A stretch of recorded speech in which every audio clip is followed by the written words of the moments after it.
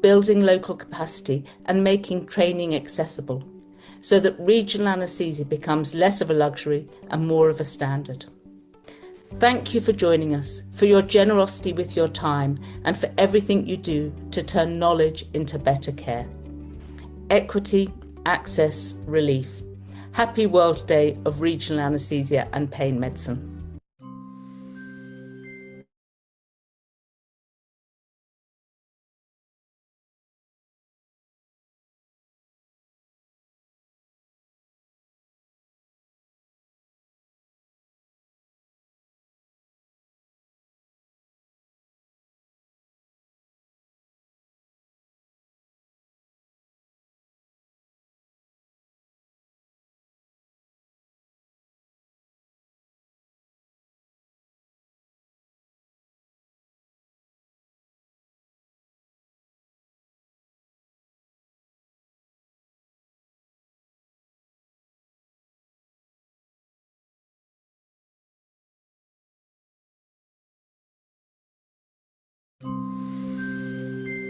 Hello, I'm Dr. Izzat Sami Aziz and the President of the African Society of Regional Anesthesia. I would like to welcome you all in a big event next January for the World Day of Pain Medicine and Regional Anesthesia. It's indeed a World Day. All the 5 societies, all eminent speakers, and in different languages, we can provide the information to people across the African continent, across the world. I really would like you to join, and I wish you the best. Thank you.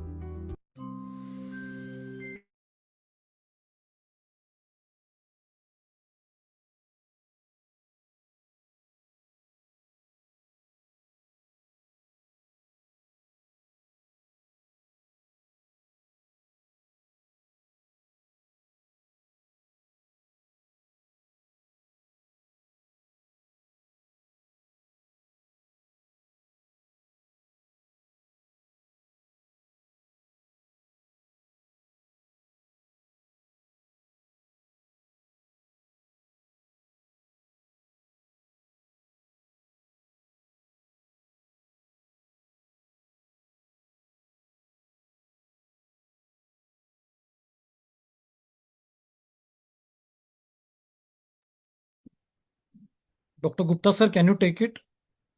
Yes.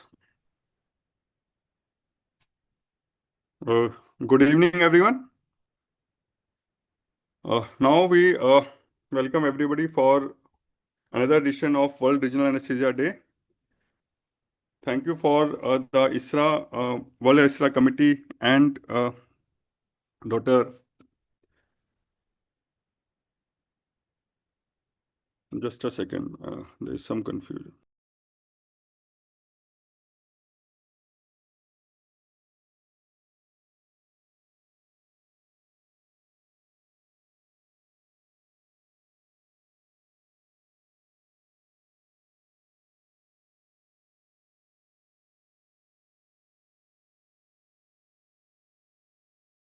Thank you for the ISRA committee, Dr. Anju and Dr. Sandeep Dewan for this opportunity. Without wasting time, we'll be starting with the sessions. I'll invite Dr.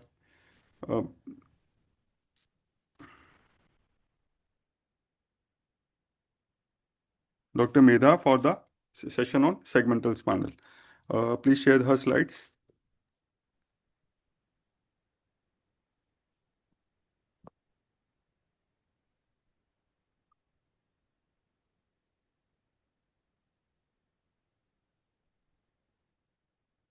So Dr. Medha is a senior consultant and head of department in Dr. Hegrewar Hospital. She has special interest in regional anesthesia and cadaveric studies. She is a member of executive committee member of AORA and also a faculty for various AORA activities as well as cadaveric studies. Over to you, Dr. Medha. She'll be enlightening us on segmental spinal anesthesia. Are we ready for its routine use in breast surgery and laparoscopic cholcystectomy?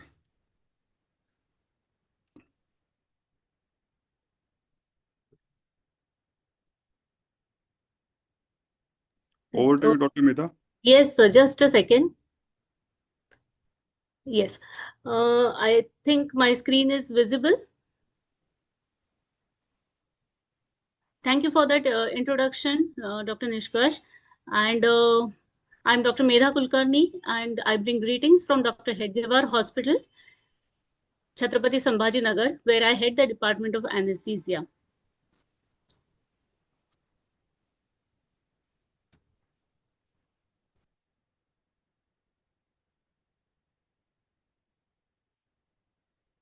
So today, at the outset, I would like to thank the organizer and my friend, Dr. Anju, for giving me this opportunity. And at the same time, I extend my warm wishes on the World Day of Regional Anesthesia and Pain Medicine.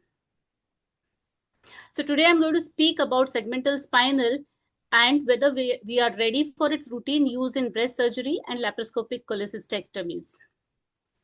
So anesthesia has been a highly evolving branch of medicine, and these changing trends in the modern day anesthesia practice aims at enhanced recovery after surgery, that is ERAS, and we are moving towards more and more towards opioid sparing anesthesia. And that has generated a renewed interest in regional anesthesia techniques, particularly the segmental spinal anesthesia. So in the next 15 minutes, we are just going to brush up our knowledge regarding segmental spinal anesthesia and review the current evidence in breast surgeries and also its application in laparoscopic cholecystectomies. We are also going to discuss the benefits, limitations, and the risks involved, and finally answer the question whether its routine use in breast and laparoscopic surgery is justified or not. So what is segmental spinal anesthesia? It's basically our age-old favorite neuraxial technique, albeit at the thoracic spinal level, to produce a targeted sensory and motor blockade, and hence a mid-thoracic spinal level is selected for performing a spinal anesthesia, which results in minimal motor and sympathetic blockade beyond the surgical field. So coming to the breast surgeries, it's a superficial surgery which involves the dermatomes from T2 to T6, and hence spinal anesthetic is performed at any interspace between T4 and T6 with a very minimal local anesthetic volume of 1.2 to 1.4 mL to achieve a sensory level from T1 to T11. So this is a small video which depicts the use of spinal anesthesia at the thoracic level to perform a simple mastectomies.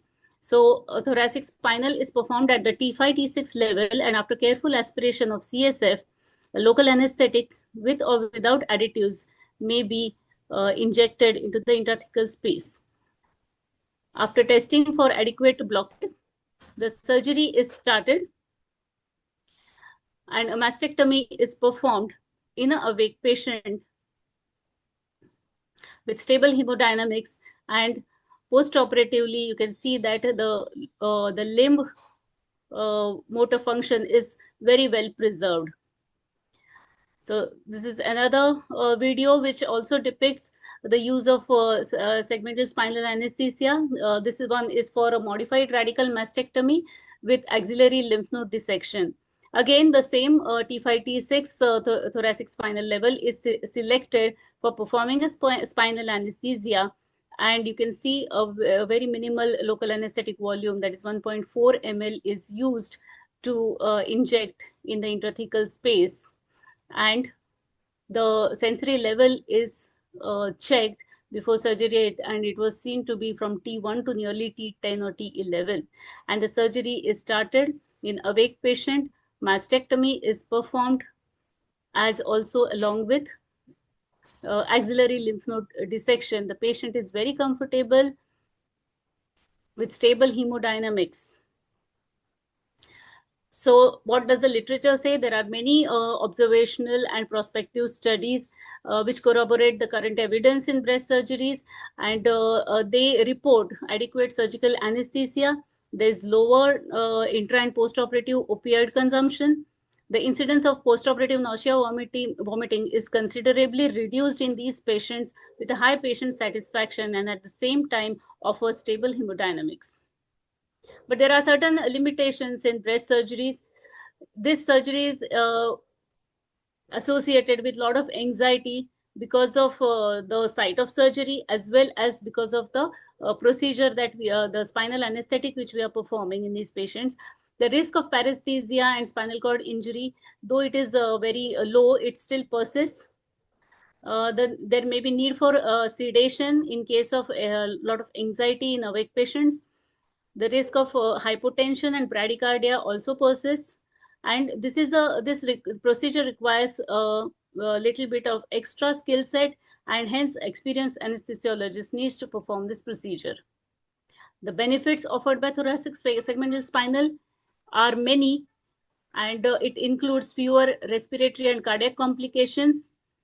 And thoracic spinal anesthesia has already shown to suppress neuroendocrine stress response. The incidence of postoperative nausea and vomiting is considerably lesser in patients receiving thoracic spinal anesthesia as compared to those receiving general anesthesia.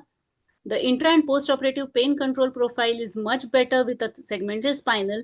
It's been found that there's early return of GI function in these patients, and early ambulation leads to decreased incidence of DVT. And all these results in early discharge from hospital. Now coming to laparoscopic cholecystectomy and application of thoracic spinal anesthesia in laparoscopic cholecystectomy. Now, as compared to, excuse me, as compared to breast surgeries, there are certain challenges which we face in a laparoscopic procedure. That is, the main thing is the pneumoperitoneum, which also results in diaphragmatic irritation and shoulder tip pain. Increased intra-abdominal pressure due to pneumoperitoneum also results in considerable discomfort in these patients. However, the rationale for thoracic spinal in lap col is basically to avoid general anesthetic in high-risk patients who have a compromised respiratory and cardiac function, and to reduce intra and postoperative pain, early ambulation, and less postoperative nausea vomiting also indicate the use of thoracic spinal in lap col. Now, this is again a small video where thoracic spinal has been performed for lap col patients. The spinal segments from T4 to T12 need to be blocked, as it's an intraperitoneal surgery, and hence a space anywhere between T8 and T11 is targeted. Sensory block from T4 to L1 is achieved with a small local anesthetic volume, and an isobaric drug can be used. You can see that the surgery is performed in awake patient very comfortably. The pressures, the intra-abdominal pressures have been kept to on the lower side, 12 to 14. The patient is awake. Surgery is performed with stable hemodynamics, and with it has a very clear field, surgical field as well. And postoperatively, the lower limb function is preserved. And the patient herself shifts here.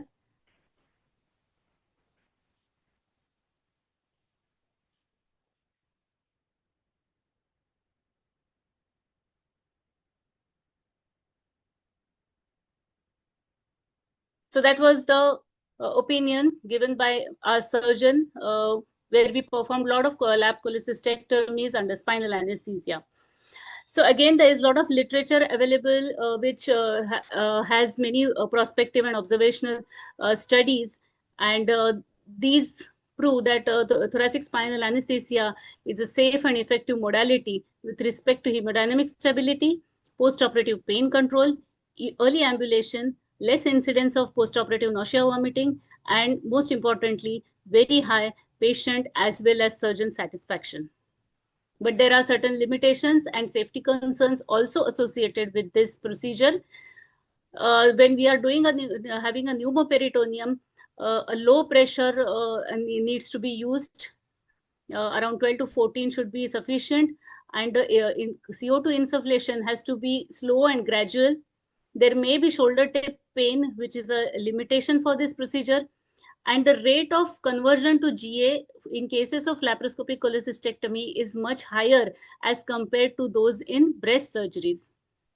Also, one important aspect is the duration of surgery. So if you have a novice surgeon, a junior surgeon performing the surgery, the duration may be prolonged and it might cause some discomfort to the patient. And hence, patient selection is very important. Other more important concerns when it comes to thoracic spinal anesthesia is spinal cord injury and paresthesia. Now, these concerns have been laid to rest by this landmark study, MRI study by Imbeloni, which has often been quoted by many speakers. And they have shown that the distance between the posterior dura and the spinal cord is much higher in the upper thoracic region as compared to the cervical and the lumbar region. And that makes this procedure quite a safe one. And but in this scenario, the patient selection is very crucial for the success of this technique.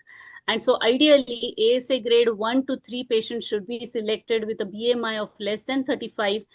Patients having cardiorespiratory comorbidities are really ideal for receiving this thoracic spinal anesthesia. And most important, you need to have a cooperative patient who, the pre-operative counseling of the patient becomes very important. And it is better to avoid this technique in patients who are having severe anxiety, and also in cases where a prolonged or a complicated surgical procedure is anticipated.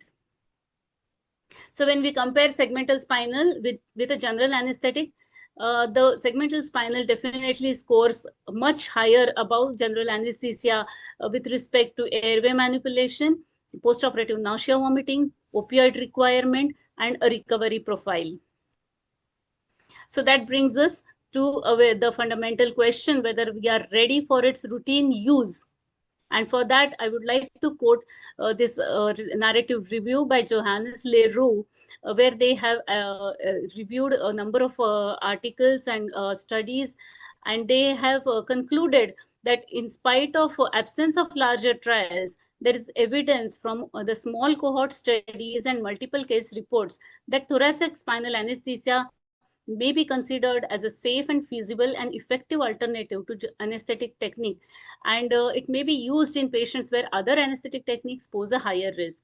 But since this technique is an unevaluated technique with a small spectrum of clinical indications, further research is warranted to establish the utility of this technique. So that gives us future directions in future, where it provokes us to conduct largest RCTs and multicentric trials. We need to standardize the dosing protocols, and standardization of the technique is also necessary. It also inspires us to evaluate the possibilities of research in combined regional techniques like neuraxial technique along with interfacial plane blocks to improve the clinical outcomes in these patients. Also, integration into ERAS protocols may really help to promote this technique. So the take-home message: segmental spinal is safe and effective modality. It's an excellent option in selected patients, but routine use should be guided by evidence, clinical expertise, and institutional protocols. Thank you very much.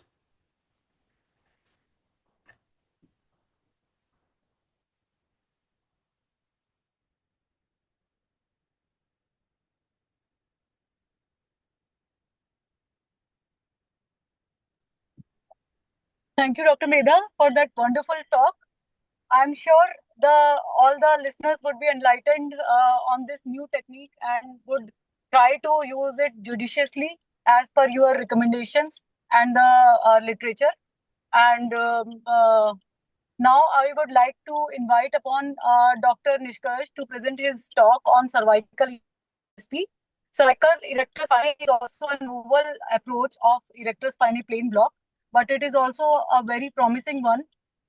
So Dr. Nishkarsh is a professor in IRCH AIIMS. He's a professor of onco anesthesia, and he has multiple books to his credit. He's the author of around 10 books, and he has more than 300 publications to his credit. And he is a renowned national and international faculty. So I would like to now invite Dr. Nishkarsh to take up his talk on cervical ESP. Thank you, Dr. Anju, for the kind invite. In rectus spinae plane block, all of us know is a block which from head to toe we are using for a lot of surgeries. And I'll be discussing in this 15 minutes about the cervical rectus spinae block. So a few slides about my hospital. I work in AIIMS Delhi and is one of the largest public funded hospitals. We have about 3,500 beds and about the best part is it is practically free for all patients and we provide best possible care as compared to the developed world, but there's no cost to the patient per se. And consistently, we have been ranking among the top hospitals and medical colleges in the country. And so coming back to the topic, so briefly we'll be discussing about the anatomy of rectus spinae muscle at the cervical level. Then discuss about proposed mechanisms for anesthetic spread. How do we do it, the ultrasound guided technique, what are the indications, and some complications and safety considerations. So all of us know since 2016, Forever described first erector spinae plane block, which target the erector spinae muscle group, which are basically ilicostalis, longissimus, and spinalis. So this basically muscle group extends from skull to pelvis and spectrum to the sacrum, and from spinous to the transverse processes. So main function is basically they are the core muscles which are stabilizing the spine. And the whole idea is that it tends to spread into the interfacial plane and there's a possible paravertebral diffusion. The best part is that it is simple, it has a good safety profile and versatile applications for use. So before we proceed further, we know broadly we divide blocks into a central neuraxial, peripheral, and the peripheral can be deep and superficial. And the superficial blocks, erector spinae block is one of the superficial blocks. And here is an additional advantage because when the patients are tricky, they may be on anticoagulants and you're not sure what is to be done. Erector spinae comes to rescue from head to toe. So this was one of the earliest papers and it described the usage. Coming to the anatomy, so we have ilicostalis, longissimus, and spinalis from C7 to L1. So ilicostalis is the lateral muscle. It attaches to the ribs and transverse process. Longissimus is the largest of three columns, and spinalis is the most medial and closest to the spinous process. At the cervical level, the problem is the muscles become thinner. They are less distinct. And the key landmark is semispinalis capitis, semispinalis cervicis, which overlie the erector spinae muscle.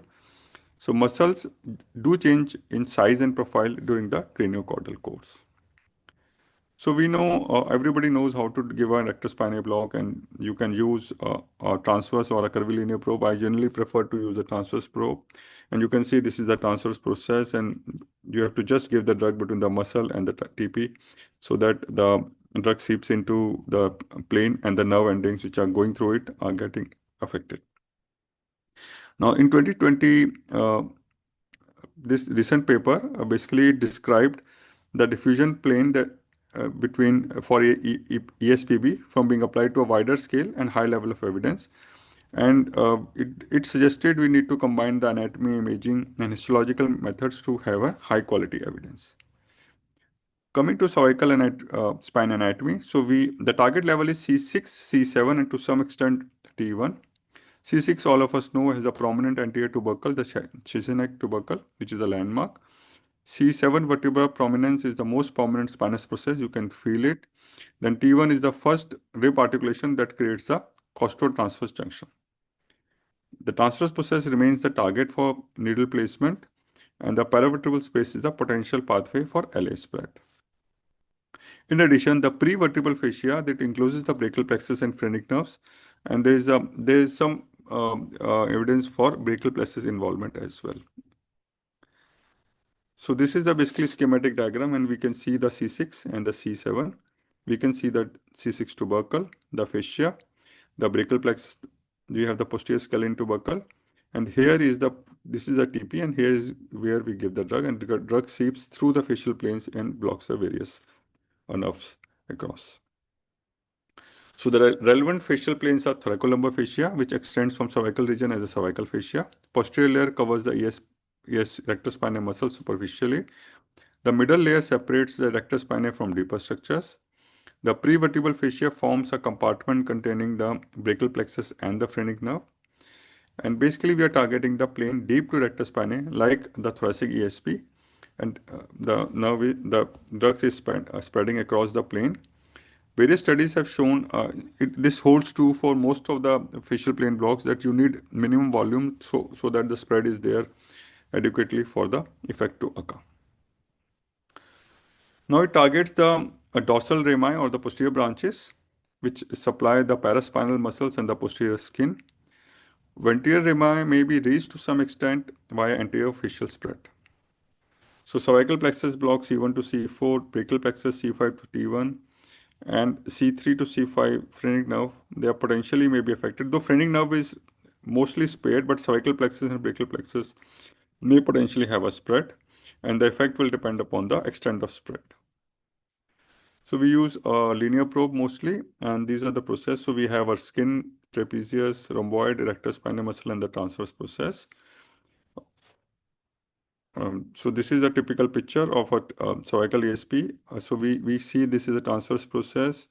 I've taken from one of the articles, and then we have the C7, and we have the needle being seen hitting the TP, and then the drug is deposited. So what is the mechanism of local anesthetic spread? So primary mechanism is interfacial spread along the rectus spinae plane. And the spread is pretty bidirectional, and it will go cranial as well as caudal. And it may have an anterior diffusion to the paravertebral space as well. So it is volume dependent, as I said earlier. So larger volumes may have a greater craniocaudal spread, but since we are giving at cervical level, we have to be really careful, and we cannot give very large volumes. We usually typically give 0.3 to 0.4 ml per kg, which comes to 15 to 20 ml, and it helps. Actual mechanism is always debated because there is a combination of pathways, and depending on the level we are giving, a combination of pathways works for the effect. Now, various studies, so Dr. Diwan et al. In 2021, they gave injection at T1, and 20 ml injection was given, and the spread was seen from C3 to T4, and there was consistent staining of C4 and C3 dorsal rami as well. So the various studies have confirmed the spread to the paravertebral and neural foramina as well. Now coming to position, so we need to be either sitting, lateral, or prone. The sitting position may be preferred because it is easier, since the spine of the cervical area are more angulated. It is much easier to kind of figure out them in the sitting position. Ensure the neck is slightly flexed. After standard aseptic precautions, highest frequency linear probe can be used. Needle of 22 gauge 50 to 80 millimeter echogonic shock needle can be used. And we need to monitor for the LA toxicity. Now place the probe in the paramedian sagittal orientation. Position approximately 2 to 3 centimeter to the spinous process. So we need to identify the transverse process, and like any other erector spinae, we need to ensure the TP, give some maybe saline to ensure the space is correct, and we can give the drug. It is preferred to do an in-plane approach, that is cranial to caudal. So we move from cranial to caudal direction, and endpoint is contact of TP, and we can confirm with a hydrodissection.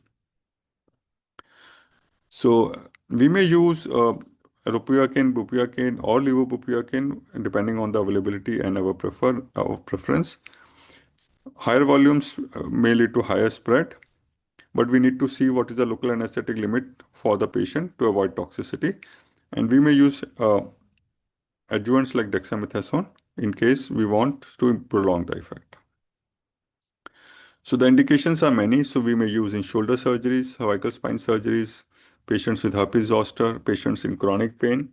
And there were patients when we cannot give interscalene block, or we cannot give epidurals. It might help in shoulder surgeries and the clavicle surgeries. So there was a case series by Ma et al. In 2021. They used it for 6 patients for shoulder arthroscopy. The dermatomal level achieved was C4 to T2. and it was effective intra and post-operative analgesia in all patients.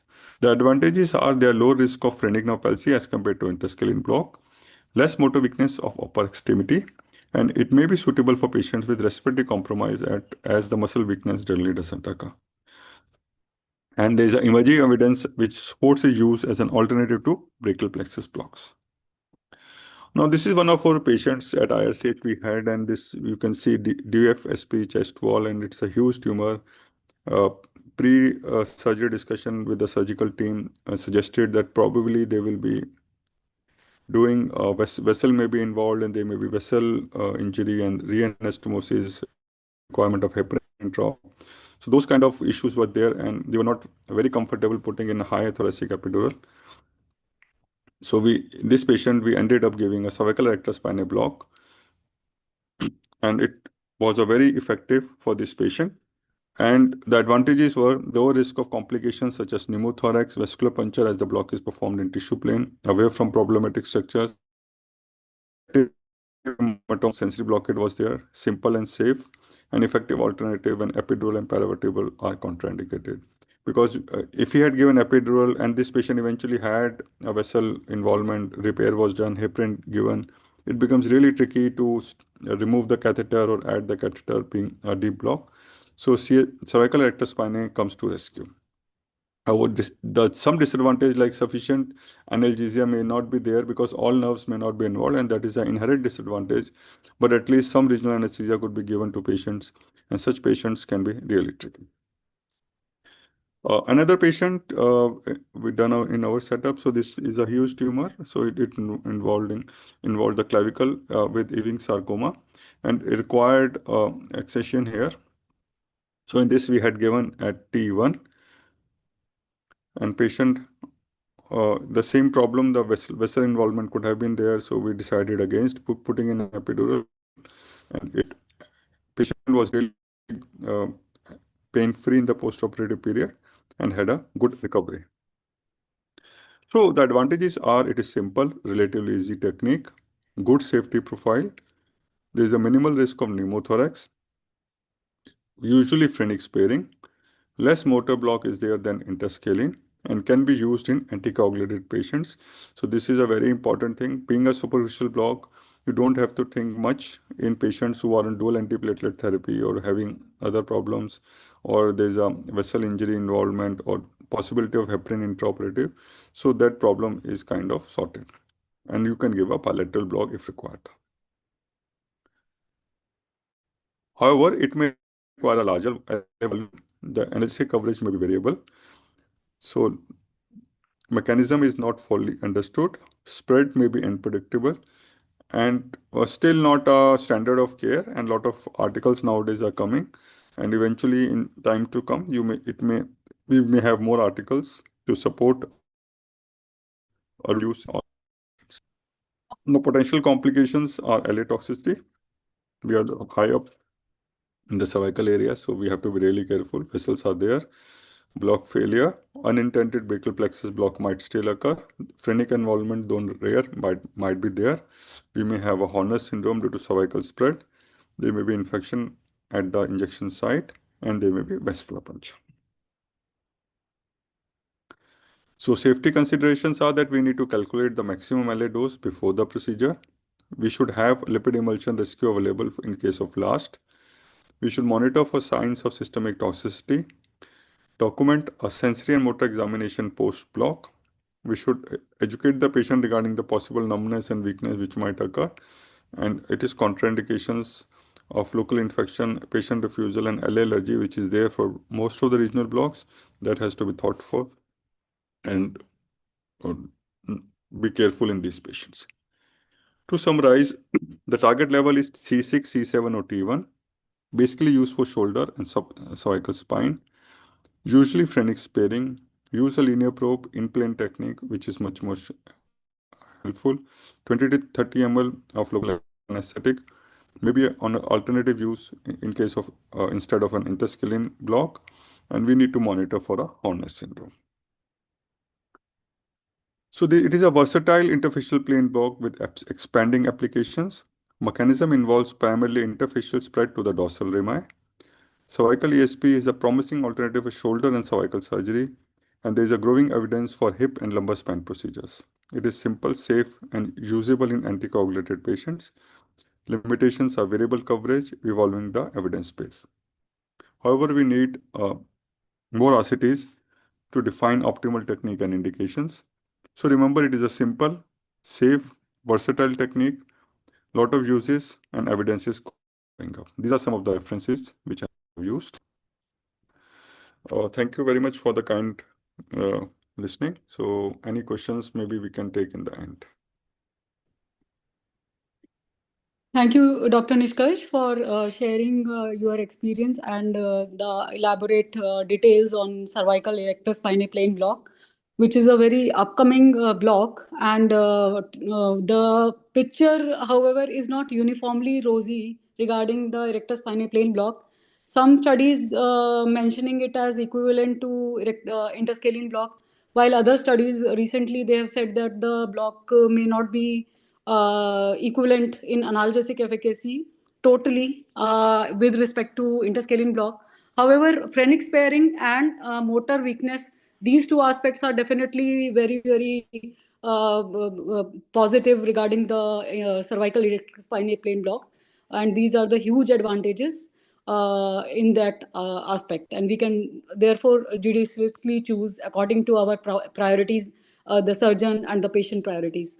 So thank you very much for your sharing this your views on this important block and upcoming block. Now I would like to invite Dr. Himanshu Dongre to share his experience on thoracic erector spinae plane block, which was actually the first erector spinae plane block which was introduced by Ferraro et al. And the first description being for a non-acute pain indication. It was for a chronic pain indication. So Dr. Himanshu is a well-known name in regional anesthesia circuit, and he is with Dr. Sandeep Diwan in Sancheti Hospital, Pune. And he's a senior consultant, and he is participating as faculty in various regional anesthesia conferences like PRAC and AIIMS, very prestigious conferences, and also in various cadaveric and live workshops. His special interests include ultrasound guided regional anesthesia blocks as well as difficult airway block. So let's hear it from Dr. Himanshu regarding the most commonly used erector spinae plane approach, the thoracic erector spinae plane approach. Welcome, Dr. Himanshu. Please take up your talk. Yeah, thank you so much. Good evening, everyone. At the outset, I would like to thank ISRA as well as the other regional anesthesia organizations who have taken up this as World Day of Pain and Regional Anesthesia. And I thank Dr. Anju Gupta and Dr. Sandeep Diwan for giving me this opportunity to speak on thoracic ESP.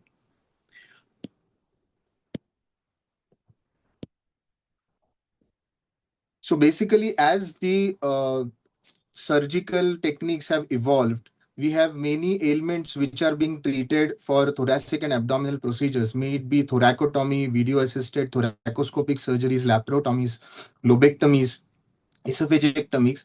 And the main pain characteristics of these procedures are severe postoperative pain because of rib spreading, because the periosteum is very pain sensitive, then intercostal nerve injury, chest drains, and because of this pain, patients have impaired ventilation and atelectasis, and it may cause pneumonia. As far as abdominal procedures are considered, there could be somatic pain, visceral pain, and referred pain as it was described in laparoscopy, and there could be shoulder pain from pneumoperitoneum. So if we look at evolution of pain management of thoracoabdominal surgeries, in early 1900s, that is about 1950s, the mainstay of pain management was opioids. And as you all know that the main disadvantage of opioids is high side effect because of nausea, vomiting, then it is habit-making drugs, and it may cause sedation. So that was not very comfortable for patients as well as treating physicians.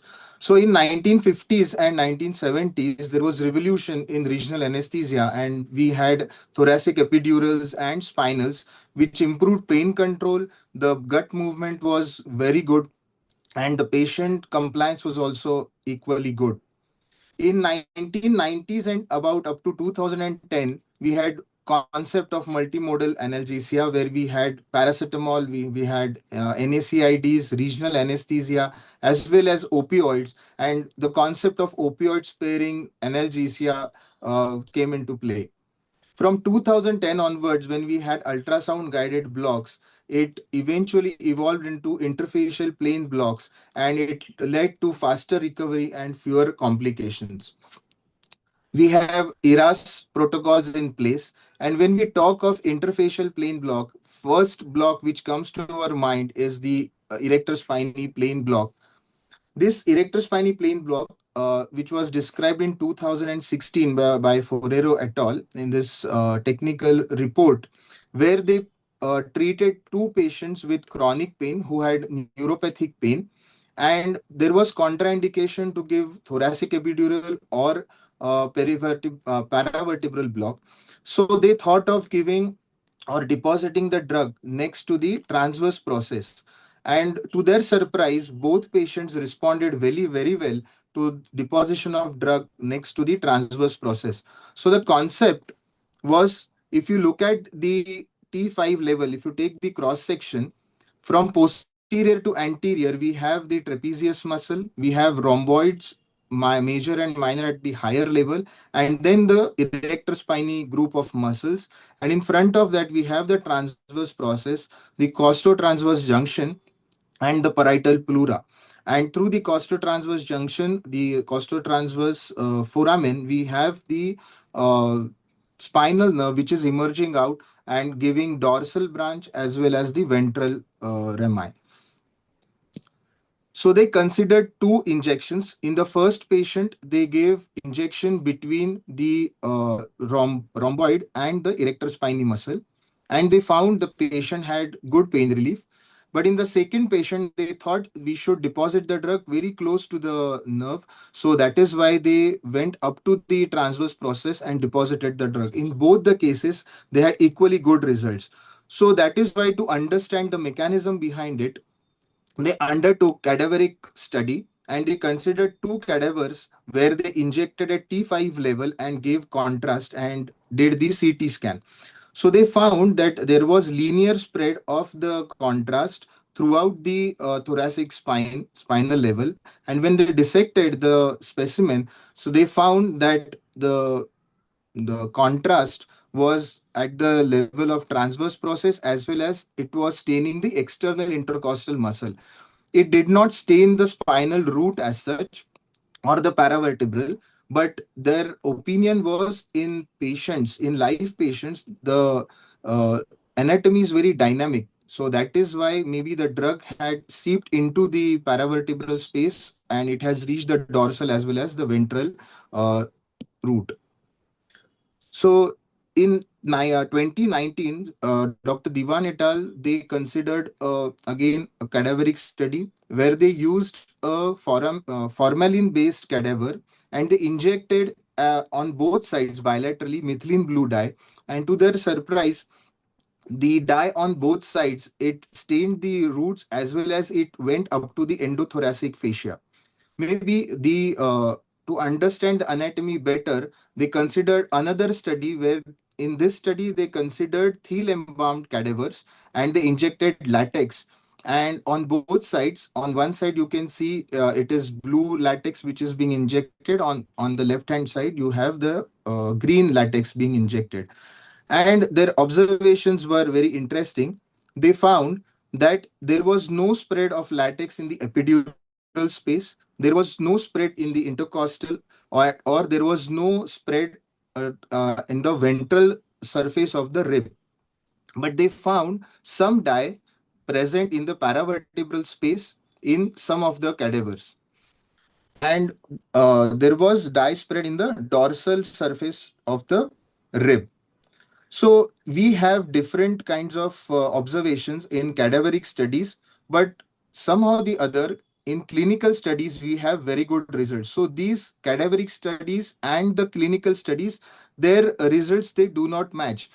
All these authors, they propose that maybe the clinical effect is better because these are musculoskeletal and ligamentous meshwork, and maybe in dynamic in living patients, the viscosity of the drug as well as the movement of the pleura, it causes movement of the drug towards the dorsal, that is the spinal root level, and that is the reason for good analgesic effect.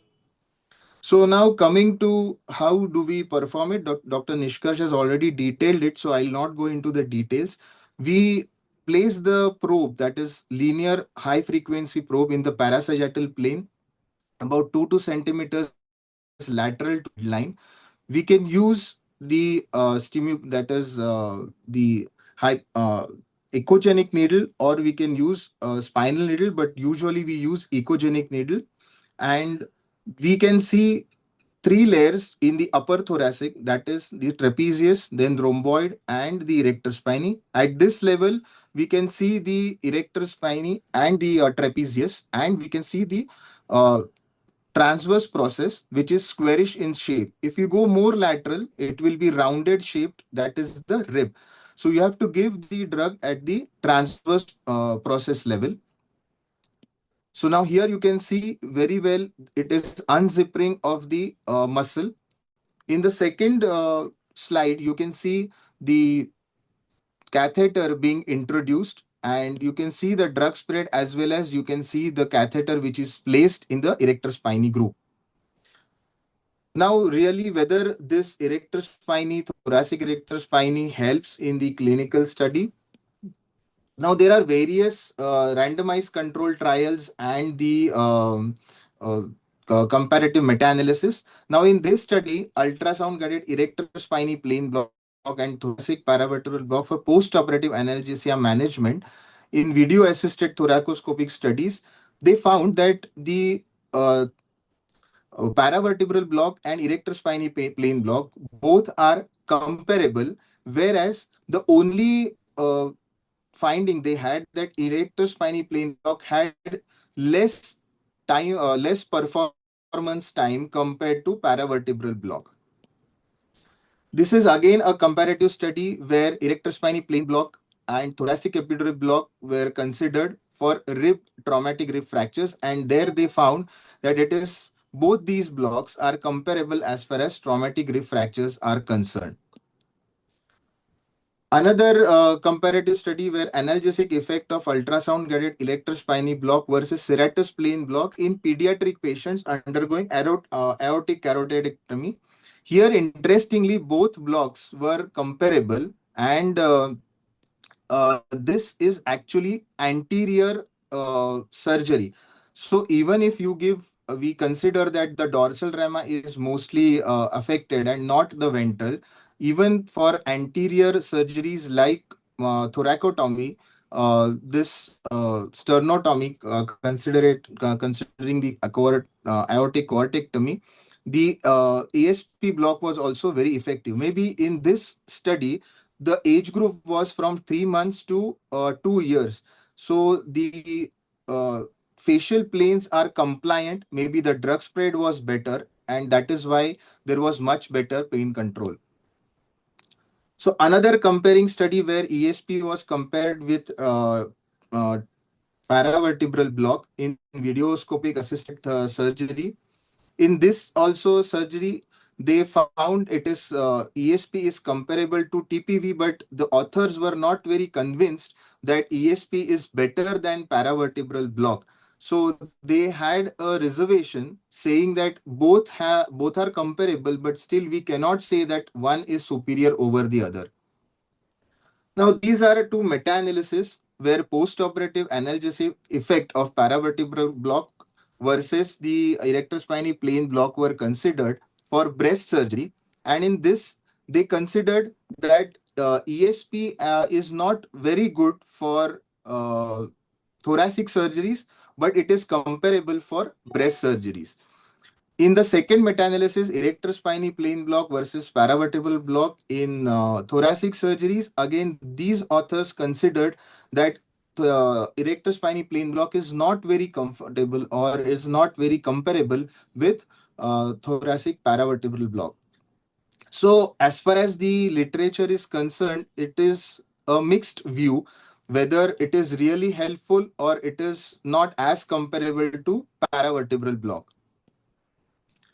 There is another study which is very interesting, suggesting the sympatholytic effect of the high thoracic erector spinae block, where they considered perfusion index in patients who had neck pain or shoulder pain, and they considered about 55 patients, and the NRS score and perfusion index was considered. The perfusion index was very high when the erector spinae plane block was given, and the NRS was also very low. So they concluded that it has got a good sympatholytic effect and reduction of pain score. So it is very good as far as chronic pain is concerned. Now, this another article where they compared the effectiveness of serratus anterior plane block and erector spinae plane block for adult cardiac surgeries. Here they found that serratus anterior plane block is better compared to erector spinae plane block. Again, I would reiterate that I think the effect of erector spinae plane block, it depends upon the site of surgery. If it is more anterior surgery, erector spinae plane block may not be that effective compared to the anterior blocks, as well as the segments, the number of segments which are involved. There is another study with analgesic effect of erector spinae plane block versus paravertebral block in lung surgeries. Here also, they concluded that erector spinae plane block is not as comparable to paravertebral block in lung surgeries. So as far as the features are considered, if we compare thoracic epidural versus paravertebral versus erector spinae plane block, as far as analgesia is considered, still thoracic epidural is considered as gold standard. Paravertebral is comparable, and erector spinae plane block compared to thoracic epidural is still inferior. As far as dermatomal coverage is concerned, in both thoracic epidural and paravertebral block, it is dense, but in ESPB, it is still variable. Visceral pain is excellent, but ESPB, it is inconsistent. Opioid sparing is moderate with ESPB, but it is very high with thoracic epidural. And the reliability in ESPB is still variable. As far as the target is concerned, for thoracic epidural, it is the epidural space. And in ESPB, it is still facial plane. It is said that it is paravertebral block by proxy, but still the spread of the drug is not very efficient. Now, as far as sympathetic block, as I mentioned earlier, it is very strong with TEA, but it is minimal, but it is still there with ESPB. And the spread predictability is definitely unpredictable with ESPB. Now, as far as complications are concerned, technically, thoracic epidural is difficult. Paravertebral blocks are also moderately difficult. Comparatively, ESPB is very easy. The chances of epidural hematoma are extremely rare with ESPB. Pneumothorax is also very rare. And anticoagulation, as far as it is concerned, as Dr. Nishkarsh has already said, we can give ESPB in anticoagulated patients. Now, the levels and various surgeries, if we consider, for mid-thoracic T4 to T6, rib fractures, midpoint to midpoint of the level of ribs, it can be given. If it is unilateral rib fracture, we can give unilateral. If it is bilateral fracture, we can give bilateral. We can place the catheters, as I already mentioned. We can place bilateral catheters, use 0.2% ropivacaine as continuous infusion. Open thoracotomy and VATS, we can use unilateral again.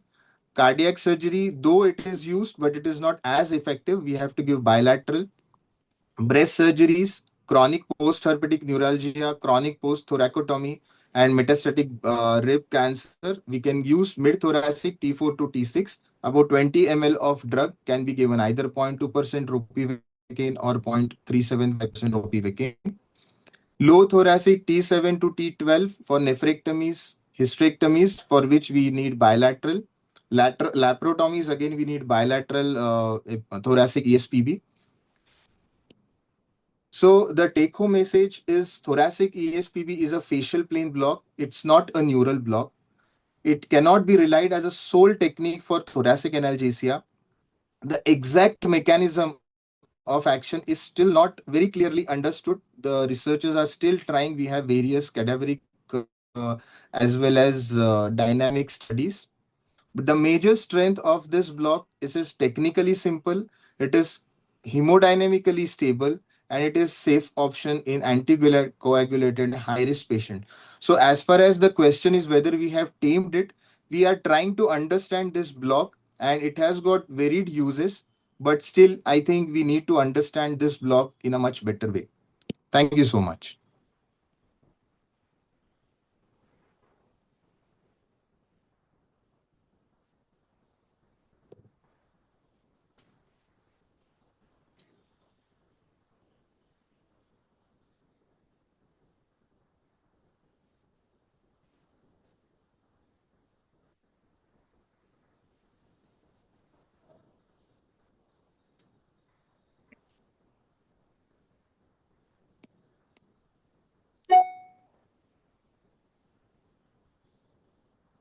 Thank you, Dr. Himanshu. You have very well summed up the intricacies regarding erector spinae plane block, and you have given all the practical tips regarding its use. And now we will be taking the questions at the end. But we will now we will proceed with the next talk, which is on further lower down, moving lower down to lumbar erector spinae plane block. We have Dr. Sanghamitra Ghosh joining us for the talk. She is a very well-known name in regional anesthesia. She is a national coordinator for AORA academics, and she is coordinating all the fellowship classes. And she has done EDRA and as well as IDRA, and various other qualifications are also. She has a lot of qualifications, and it will take me a lot of time to read out all of them. She has also done her simulation course in VAST from USA. So now I will invite Dr. Sanghamitra to take up her talk on lumbar erector spinae plane block. Please enlighten the viewers and the audience regarding the lumbar approach. Thank you, Dr. Sanghamitra, for joining us. Thank you, Anju ma'am, and special thanks to Anju ma'am and Sandeep Devan sir for considering me to be part of this WRAPM from India and from Pune basically. Is my slide visible, ma'am?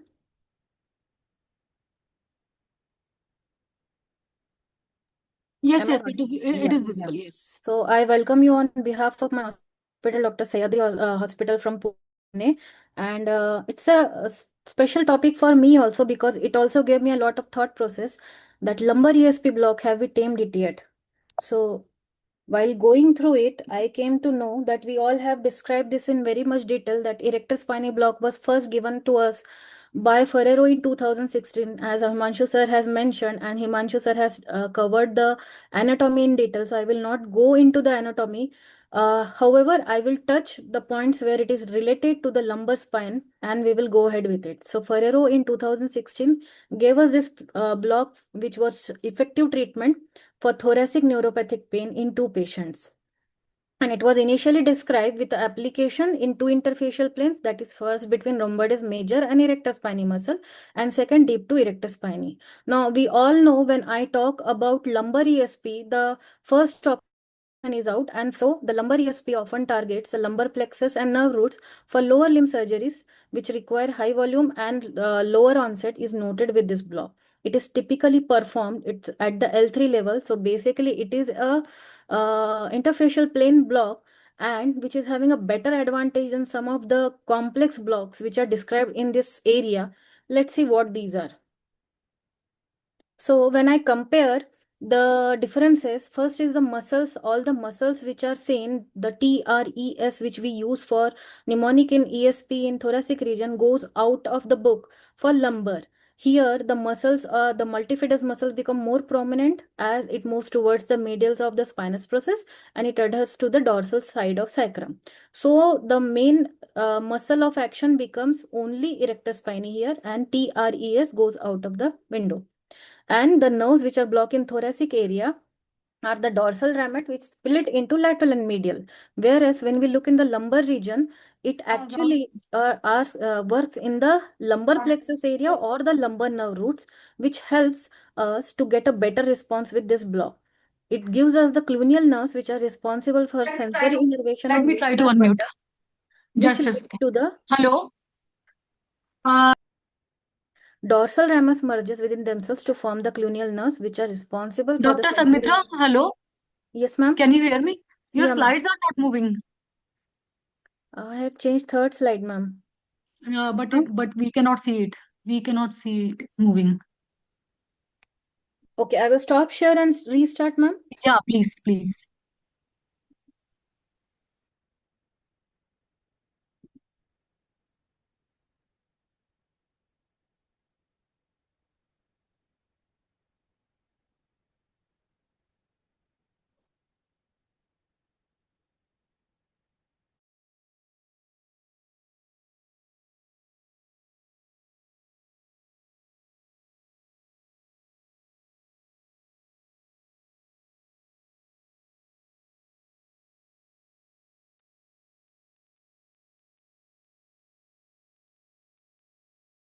Now, ma'am. Yeah, now we can see. Please, So I have to please start proceed. from the Please introduction. proceed. Yes. Okay. Yeah, I'm So sorry. as Dr. Himanshu sir has told us that the thoracic ESP, which we routinely practice in day-to-day surgeries, it was first described in the plane between rhomboides major and erector spinae, and the other one was deep to erector spinae. And when I talk about lumbar ESP, the first option is out because I am not having these muscles.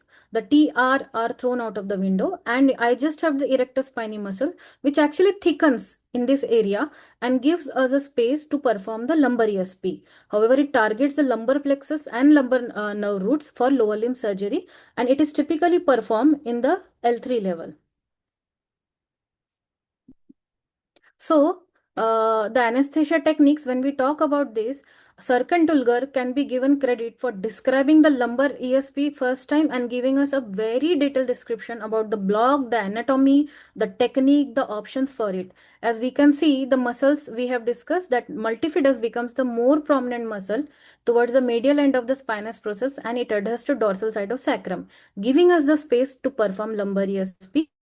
And in compared to dorsal rami, which splits into lateral and medial in thoracic, we here get the cluneal nerve branches from the dorsal ramus of lumbar plexus, which are responsible for the sensory innervation of waist and buttocks. So the key difference, if you see, focus is that lumbar ESP usually spreads to lumbar nerve roots, but still it has a very slower onset. We will see why it is useful for us. Identifying the transverse process is more challenging in the lumbar area compared to the thoracic because they are more straight and more deeper and lateral. And even with USG, sometimes noticing the transverse process is challenging.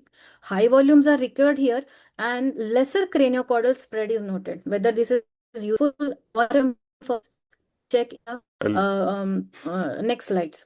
An application point becomes deeper and more lateral as lumbar ESP is more challenging, and the risk of lower limb weakness, mobility has to be considered, and of late have to be informed to the patient while we use this block because the drug might spread to the lumbar paravertebral space, nerve roots, and the lumbar plexus.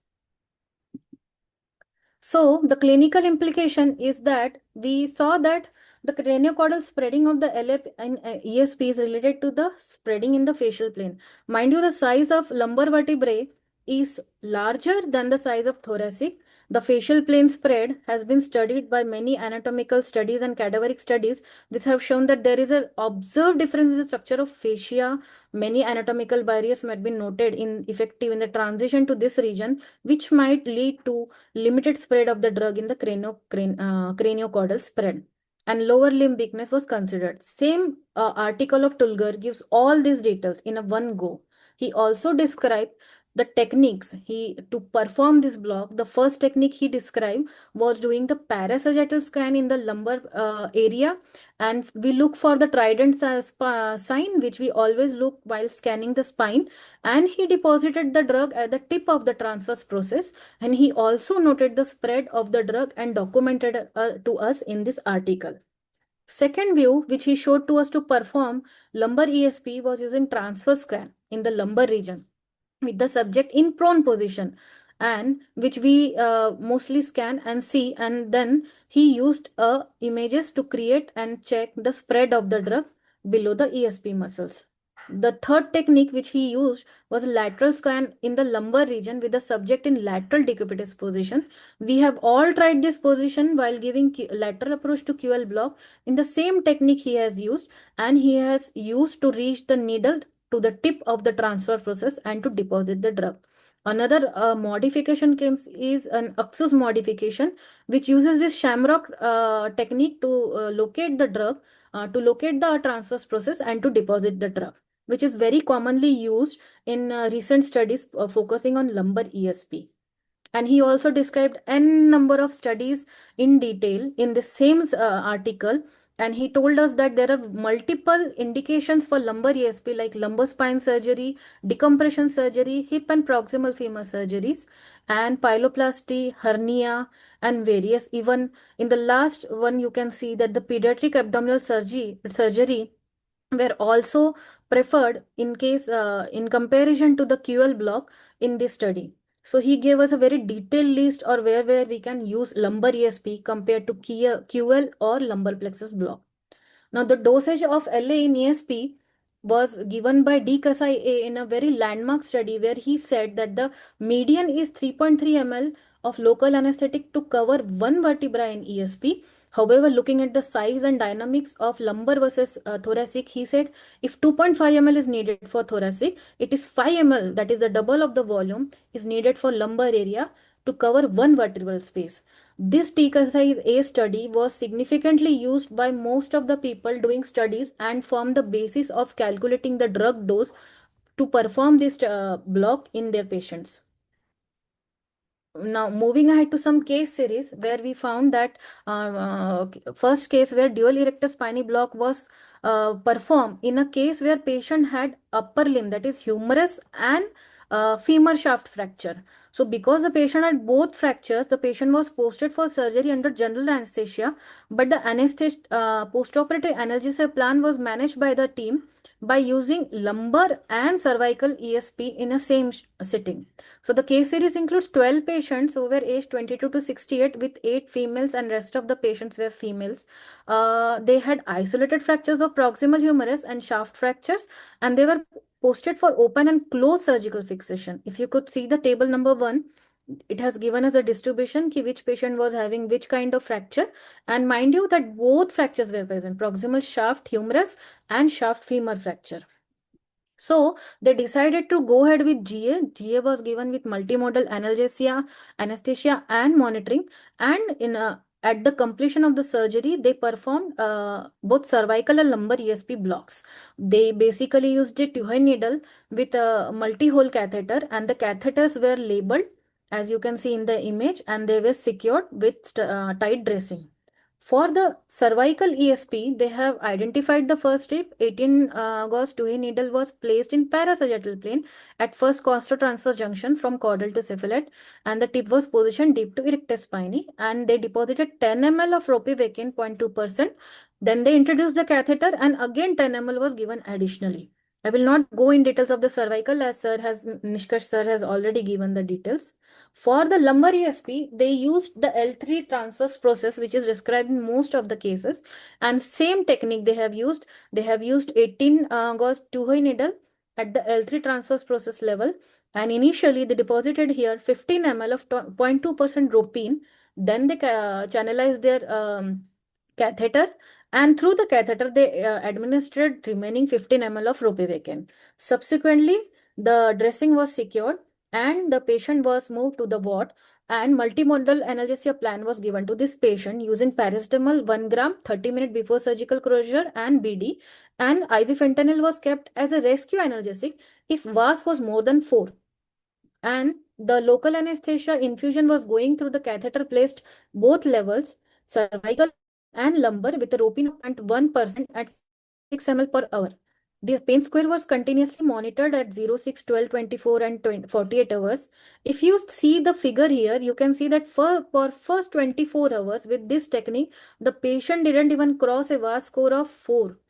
The patient was completely pain-free. Not a single patient demanded rescue analgesic of IV fentanyl. Only 3 patients required IM diclofenac 75 mg 8 hourly. Patients were continuously monitored and both catheters were removed after 48 hours. So they found that the use of a simple technique of lumbar ESP gave a pain relief with a VAS score less than 3 for at least 24 to 30 hours of the first 24 hours of surgery in a patient who was having proximal femur and proximal humerus fracture. So this is the image where they have shown how the ESP technique was performed, lumbar ESP at the L3 level, and how the catheter was placed. And moving ahead, another presentation was given by the team where they have used 10 patients undergoing open reduction internal fixation of proximal femur fracture, and they were selected with the procedure, and they were first given spinal anesthesia for the surgery using bupivacaine 0.5%, 2.5 ml was given. Surgery was performed for which lasted on an average duration of 60 to 90 minutes for these 10 patients. And at the end of surgery, they performed an L3 level lumbar ESP block under guidance of USG, and the same technique was used by them. That is, the patient in lateral position, parasagittal plane was identified, curvilinear probe was used, and L3 transverse process was identified. So again, they have used 18G Tuhay needle and inserted it from cranial to caudal. The tip was identified, and mind you, here they have deposited 30 ml of ropivacaine with 25 microgram of dexmed, and the catheter was inserted at a distance of 3 to 4 centimeter in ESP, and again same infusion level of 6 ml per hour of 0.1 ropivacaine was given to this patient. Now, according to them, when they compared, they found that the pain relief was adequate. None of them required rescue analgesic in first 24 hours. If you look at the chart again, the VAS score has remained around 48 in 48 hours also. It has never crossed the level 3 for which they have kept the rescue analgesic. So they made a very liberal comment on this, that a lumbar plexus block, which is considered as an advanced block with a local anesthesia, systemic toxicity, hematoma and neuropathy like complication, we have got an option of lumbar ESP which can give equal analgesia, simple to perform and with less complications. So this got me into the thinking that why this was going on and how it was useful to our patients. So we had to see for many cadaveric studies, because this is a very new block. So we got many cadaveric studies, and in one of the cadaveric studies in which the ESP block was given at L4 level, injection spread was noted, and they noted that when bilateral ESP block was given with a volume of 20 ml injected, mind you that 20 ml is the minimum volume which is expected to be given in lumbar ESP block. 30 and 40 ml have also been described, but most of the time they have presented with complications like motor block. So they, in this cadaveric study, they have used 12 blocks on 6 cadavers, and they at the L4 level, and they gave 20 ml inject. Subsequently, contrast study analysis was done from L2 to 5 in a craniocaudal direction, and they checked the spread of the drug, and they found that in 33% of the patient, the solution did not spread anterior to TP. In 51%, it was minimal and it did not affect corresponding spinal nerves, and 2 samples of 16% where they found that there was an extensive and this drug reached the corresponding spinal nerves. So even with 20 ml, the spread is unreliable in this study. It might remain confined to the transverse process, and it might spread extensively. Why this is important? Because we are looking at a facial plane block which has a very different dynamic than routine blocks. If we give a brachial plexus block, either it will act or not. It is all or none law. Whereas when we talk about facial plane blocks, they have many dynamics to act. Like the interfacial plane blocks, the volume we have used, the needle size, what type of facial plane we are trying to open. The thoracolumbar facial plane block, which is involved in the blocking here are a type of dense type of facial plane blocks where deposition of drugs give a different dynamics. Also, when it is done in a cadaver, we are not considering the effect of mobility and spine versus facial plane mobility, which leads to the spread of the drug. And hence, in spite of having cadaveric studies, we need to look at the clinical studies, which will help us more to know about the dynamics of this block. So we went ahead and we checked again in a lumbar erector spinae block, in which a volume was, instead of 20, which we have noted in last 2-3 articles, just excuse me for a minute. We noted that the drug was given in 3 patients with femur fracture for an hip surgery, for which actually they have given spinal anesthesia. And again, they plan to give a lumbar ESP block using the same curvilinear probe and at L3 level using the spinous process. However, the difference between last 2-3 studies which we were discussing, here they gave 30 ml of 0.2% ropivacaine with 12.5 micrograms of dexmed, and a continuous infusion of 0.1% ropivacaine was used. Instead of 6 ml, they have used 8 ml here, placing the 19G epidural catheter 5 to 6 centimeter in the erector spinae block. And they found a bit different finding here, because if you see now, and you can see that when they mobilize this patient for physiotherapy after 24 hours, 3 patients were focused in this case report. 2 developed unilateral lower limb weakness and 1 developed unilateral foot movement. The hip flexion was noted 2 of 5, and weakness and knee extension was lower down to 3 in this patient. And femoral nerve related sensory loss could be delineated in all these patients. So the change of volume from 20 ml to 30 ml and a continuous infusion from 6 to 8 ml might have made the difference here, and they had to use additional notes to check in this patient.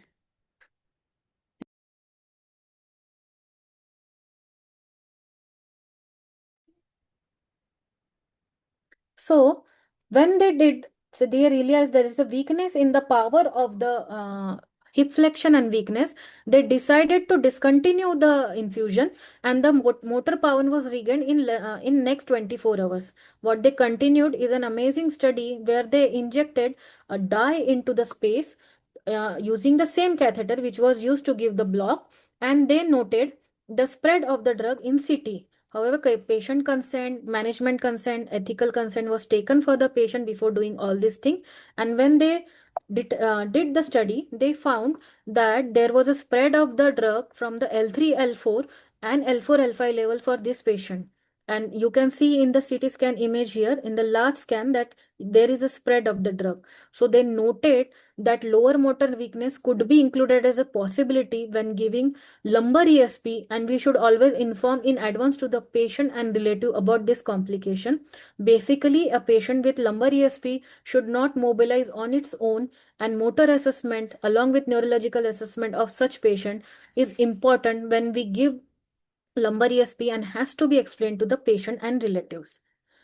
Again, one more study was given by the team in which they have given a remarkable finding that they have used 60 patients here for undergoing PFN, and they were both given 30 patients divided in the group. So one group was given lumbar plexus block and other one was given lumbar ESP block. Mind you, it is very easy to say to give lumbar plexus block, and because we all know it is not that easy, at least I will not prefer to give lumbar plexus block for post-operative pain relief in any of my patients, because I am not that much technically skilled. In this study, the lumbar plexus block was performed by the consultants who had more than 15 years of experience, while the lumbar ESP block was given as a comparison, and they used a dose of 0.2 ml per kg for the lumbar plexus, while 0.4 ml per kg for the lumbar ESP. The technique used was shamrock for lumbar plexus, and lumbar ESP was done with the Axus technique at the L3 level. And there was a very beautiful finding in this.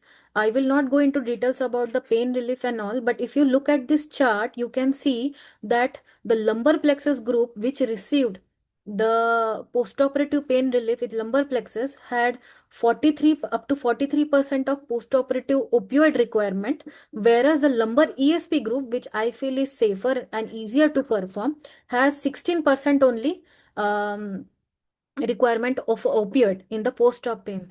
So this study has given us an idea that there is a safer block than lumbar plexus block, that is lumbar ESP block, which can give us pain relief equivalent to lumbar plexus for post-operative pain relief, and which can be performed at ease with novice like me. So this was an amazing study which you can go in detail and check out for future references. Now the complications which are specific to lumbar ESP, priapism because an paradoxical reaction to the sympathetic blockade, lower extremity motor weakness, which we have all discussed. There might be a total motor block after lumbar procedures. Local anesthesia toxicity is probable. Epidural spread might be noted, especially in a patient with history of spinal surgery, leading to exaggerated response in volume and spinal anesthesia. So even though we have studied ESP day in and out and we perform in thoracic area, we have to be a bit selective about patients when we are doing lumbar ESP and to get the response. So my summary, it is a novel interfacial plane block for lower limb surgery. I think it is easy to perform lumbar plexus block with less complication for any surgery where I need a very good analgesia. Motor sparing block, if I can use a correct volume, which is undergoing a large number of studies, whether to use 20 ml, 30 ml, how to avoid the motor block, and it really needs to more studies to decide the ideal volume and ideal concentration. If we can get that, then we can have a wonderful replacement for lumbar plexus block in post-operative analgesia management in such patients. Thank you so much. Thank you, Dr. Sanghamitra, for that, for your comprehensive talk on lumbar ESP. You have nicely covered the technique, the intricacies of technique, as well as the literature related to it. Regarding more need for more literature, I would just like to add here that we have recently, one of my studies has recently been accepted in a prestigious PubMed journal, which is a comparison of lumbar ESP with epidural block for lower limb femur fracture surgery. So it was a non-inferiority study, and patients patients were given patient-controlled epidural analgesia as well as patient-controlled infusion in the erector spinae, lumbar erector spinae. And the results revealed that they were both found to be lumbar ESP was found to be non-inferior to epidural. So this was very encouraging that we can have a replacement, non-inferior replacement to epidural, which is considered a gold standard for lower limb surgeries.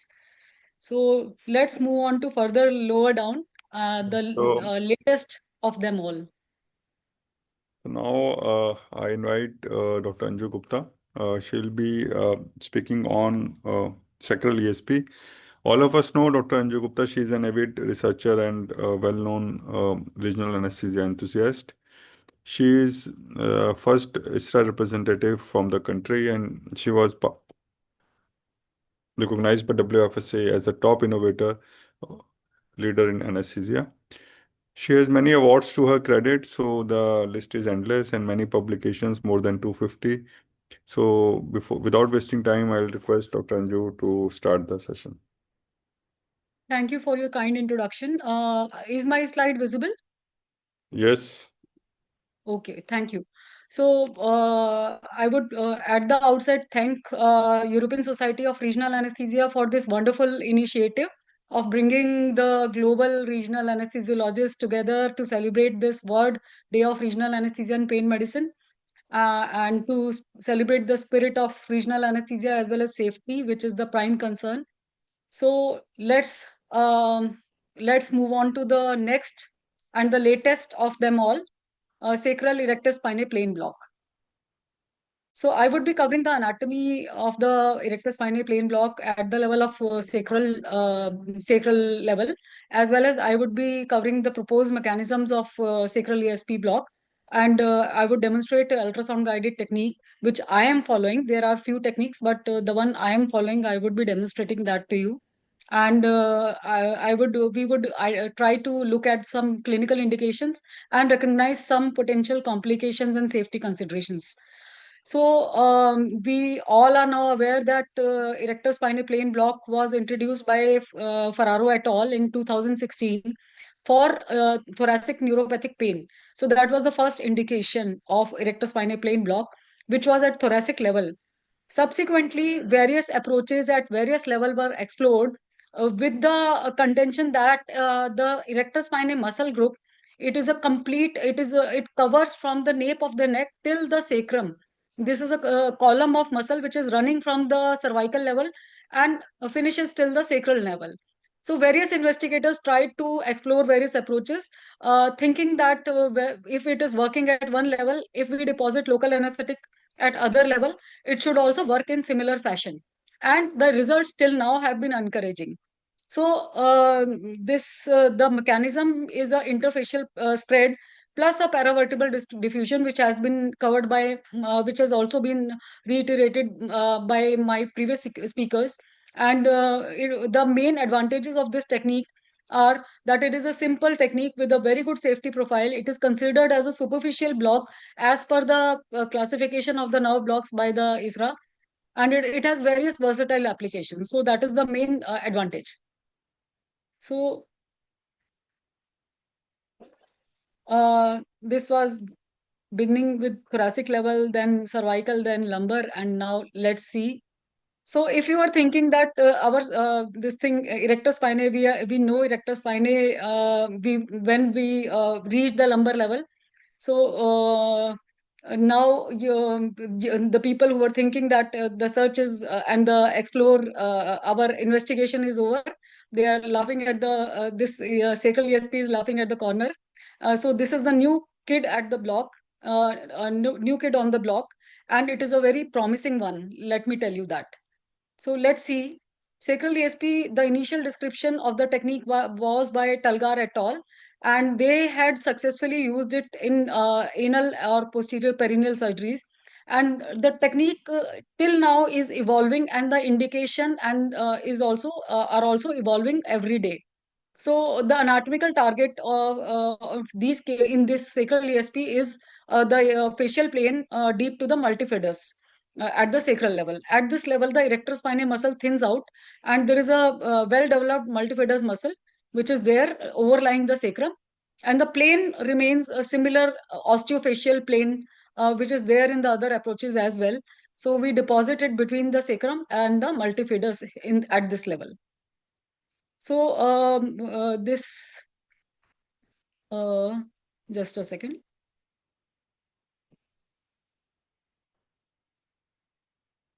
So the target region here is the S1 to S4 vertebral level. We inject at various authors have variably deposited at these levels, and sacrum we all know is a fused 5 sacral vertebra with the anterior and posterior foramina are there. Hiatus is there, which is a deficiency of the fusion of the spinous process of S4 and S5.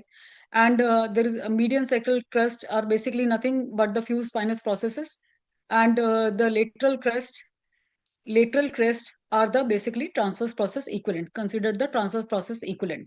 So basically the lateral or the this intermediate crest, they are the target for the sacral ESP, and median sacral crest has also been used by some authors. I will be coming to them. So this is a description by Buran Dost et al. In their review article recently. So as you can see, this is the sacrum, and these are the median sacral crest, and this is the multifidus muscle overlying this sacrum at the level of the intermediate sacral crest. And these are the dorsal sacral rami, which are coming out of these posterior sacral foramina. And these are the anterior sacral foramina, which are through which these various sacral nerves they are exiting, and the lumbosacral trunk is joining them, and they are forming the sacral plexus. So all this, when the drug is deposited between this muscle multifidus and the sacrum, this all mechanisms act. The drug diffuses to these dorsal rami, as well as to this ventral area, the ventral rami, as well as through this foramina to the epidural space as well. And also there is a theory of cephalad spread towards the lumbar plexus. So erector spinae muscle, I have already told you, it becomes thinned out at the sacral level. And then this longissimus thoracis, it approach the lumbar erector spinae muscle, various erector spinae muscle, they attach to the iliac crest, and they finish. And mostly there is a very thinned out strip of erector spinae muscle at this level overlying the multifidus. So our main target, and we should be identifying the muscle which we need to focus on is the multifidus. And this erector spinae muscle, they blend with the posterior sacroiliac ligaments at this level. The thoracolumbar fascia, however, continues over the sacral region. The thoracolumbar fascia, the three layer, they fuse, and basically it is the posterior one which becomes the most prominent and continues. So this creates a continuous facial plane for its spread towards the thoracic level. So at the sacral level, posterior layer predominates, and it attaches through the posterior sacral crest and the iliac crest, and provides a continuous facial plane for local anesthetic spread. This I have already mentioned, that there is a posterior distribution, as with the other approaches also. Even with thoracic approach, we say that the dorsal rami are the most consistently covered, and they have the most, we can bank on the posterior rami definitely. And ventral spread till now is inconsistently seen in various cadaveric studies. However, posterior distribution is definitely the best, even with the sacral approach. So what are the mechanism? This is a wonderful study by Dr. Sandeep Diwan et al. And they have deciphered the mechanism of block in cadaver study. So this methylene blue dye was deposited at the sacral level, and as you can see, it is deposited in the muscle. This is the sacral multifidus muscle. This is dorsal, this is ventral. And however, the dye can be seen to ascend to the lumbar multifidus muscle. This is an interesting finding.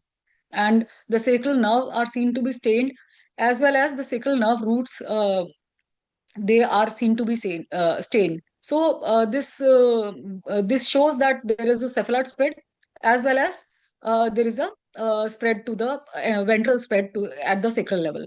So this is the summary of the finding. Open dissection showed that methylene blue dye was seen in the lumbar multifidus and beneath the sacral multifidus as far as the second sacral dorsal foramina. And in axial section, it was seen dorsal and ventral to the muscle, sacral multifidus, and encircling the sacral nerve roots bilaterally. On sagittal section, there was a diffusion of the methylene blue dye around the sacral multifidus, and this spread was seen even in the epidural canal and the ventral nerve roots. So this dye study basically lends evidence with respect to its ventral spread as well as its some epidural spread. This was another study by Dr. Sandeep Diwan and colleagues, where they basically, it was a CT study, CT imaging study in a hip fracture patient. It was performed in a 88-year-old patient with hip fracture, where ESP block was performed at S1 level and a dye was injected, and CT scan was done at 2 hours, which showed a spread to L2 level and involving L4, F5 and S2 to S3 roots. And they also, there was a hint towards sciatic nerve involvement also. So analgesia was very effective in this case. This was a case of hip fracture, giving us a potential new analgesic modality for the hip fracture. So only however, also warranted that further studies are needed. These are the CT scan images where you can see the spread is quite high up. So that leaves us with a potential mechanism of even a lumbar spread, and corresponding surgeries can be performed with this. There was no intrathecal spread. In this study, they did not see any lumbar plexus spread, however. Patient positioning, let's come to the technique per se. So I have done all the cases in prone position. However, lateral decubitus position can also be utilized. Prone position would be the best, as there is a optimal visualization of the sacral anatomy, as well as the needling is definitely very, very convenient. And pillow under the pelvis will help you in position in making the structures more prominent, as well as needling. Then aseptic precautions should be used, and curvilinear probe is generally utilized for adult patients. However, I have done I have used this linear probe also even in adult patients who were very thin. So that is one advantage of this approach, because it is relatively much more superficial as compared to the deeper approach, that is the lumbar ESP approach, which in my opinion, even in thin patients, is not possible with the linear probe. However, majority cases in adults curvilinear, and for children definitely linear probe. So needle usually in adults up to 8 to 10 centimeter ecogenic needle would be the best, whereas in children I use 5 centimeter needle. So the technique in adults, if we utilize curvilinear probe, all aseptic precautions, the position is generally, I'm telling you, the commonest approach right now is paramedian sagittal, 2 to 3 centimeter lateral to the midline. That is the sacral crest, median sacral crest. And we should identify first of all, we should identify the lumbosacral junction, and then we move on from the lumbosacral junction to the median sacral crest, and we give the injection at the level of varying from S1 to S3 or even S4 in some approaches. So let's see, this is the lumbosacral junction. How do you identify the lumbosacral junction? It is very simple. Keep the probe paramedian and then see the sacrum as a continuous shadow. And then there will be a first break between the L5 lamina and the sacrum. That will be the lumbosacral junction. From this level, we move the probe downwards toward the sacrum and make it transverse, and we see the median sacral crest. So let's see the anatomy. This is the transverse sacral anatomy on ultrasound. This is very important to understand this anatomy, ultrasound anatomy. This is basically the median sacral crest, and this is the intermediate sacral crest. At this level, there will be the sacral foramina, and the muscle overlying is the this multifidus and a very thinned out ESP aponeurosis. Here you can see the ESP aponeurosis, and this is the multifidus, this is the medial sacral crest, and this is the intermediate sacral crest. So the usual target is this intermediate sacral crest between the this multifidus muscle and this intermediate sacral crest. Now we come to the sagittal ultrasound image. Even for the intermediate sacral crest approach, some people utilize the cephalocaudal direction of the probe and use this longitudinal sagittal image. So this is the longitudinal image, and this is the ESP. This is the multifidus aponeurosis. This is the ESP muscle, and this is the sacrum at intermediate sacral crest. So technique, needle insertion technique is usually in plane, craniocaudal or caudocranial. Both approaches can be done. And as I told you, deep to the multifidus muscle. And then advance the under real-time guidance and confirm with the test injection of hydrodissection. And local anesthetic will be seen to lift the erector spinae muscle off. And usually complete injection is generally 20 to 30 ml on either side. I have utilized this approach for the spine surgeries, and I have used 20 ml bilaterally. So 20 ml has given almost 24 hours of analgesia. So in my opinion, only 20 ml bilaterally is sufficient. It can be done unilaterally for some indications, which we will come to. So this is the post-injection. This is in plane craniocaudal direction. The needle is being, this is a ecogenic needle, which is being brought in a craniocaudal direction. And this is the local anesthetic, which has been deposited here. You can see. These images are from babyblocks.com. Now, this is ultrasound guided sacral ESP block using a paramedian approach. A probe and probe is positioned in a paramedian approach, and this is the corresponding this image. This is basically the median sacral crest is here in the midline, and the probe has been placed transversely, and we are going out of plane to reach this intermediate sacral crest. So I also utilize this transverse approach most commonly, but however, I come in plane towards the this intermediate crest or towards the median crest. So this is another approach. This is a longitudinal approach. This is basically a single injection approach. Here, a probe and needle is positioned in the midline over the sacral region. In plane craniocaudal direction, the needle is advanced. And here we can see the corresponding image. These are basically the acoustic shed of the sacrum, and here the needle is approaching in a craniocaudal direction, and the injection is made over the S4 level, and it is seen to spread in a cephalad direction to cover all the sacral fibers. So this approach is very useful in urological surgery children. So it has been majority the studies which have been done on sacral ESP for urological surgery, they have utilized this approach.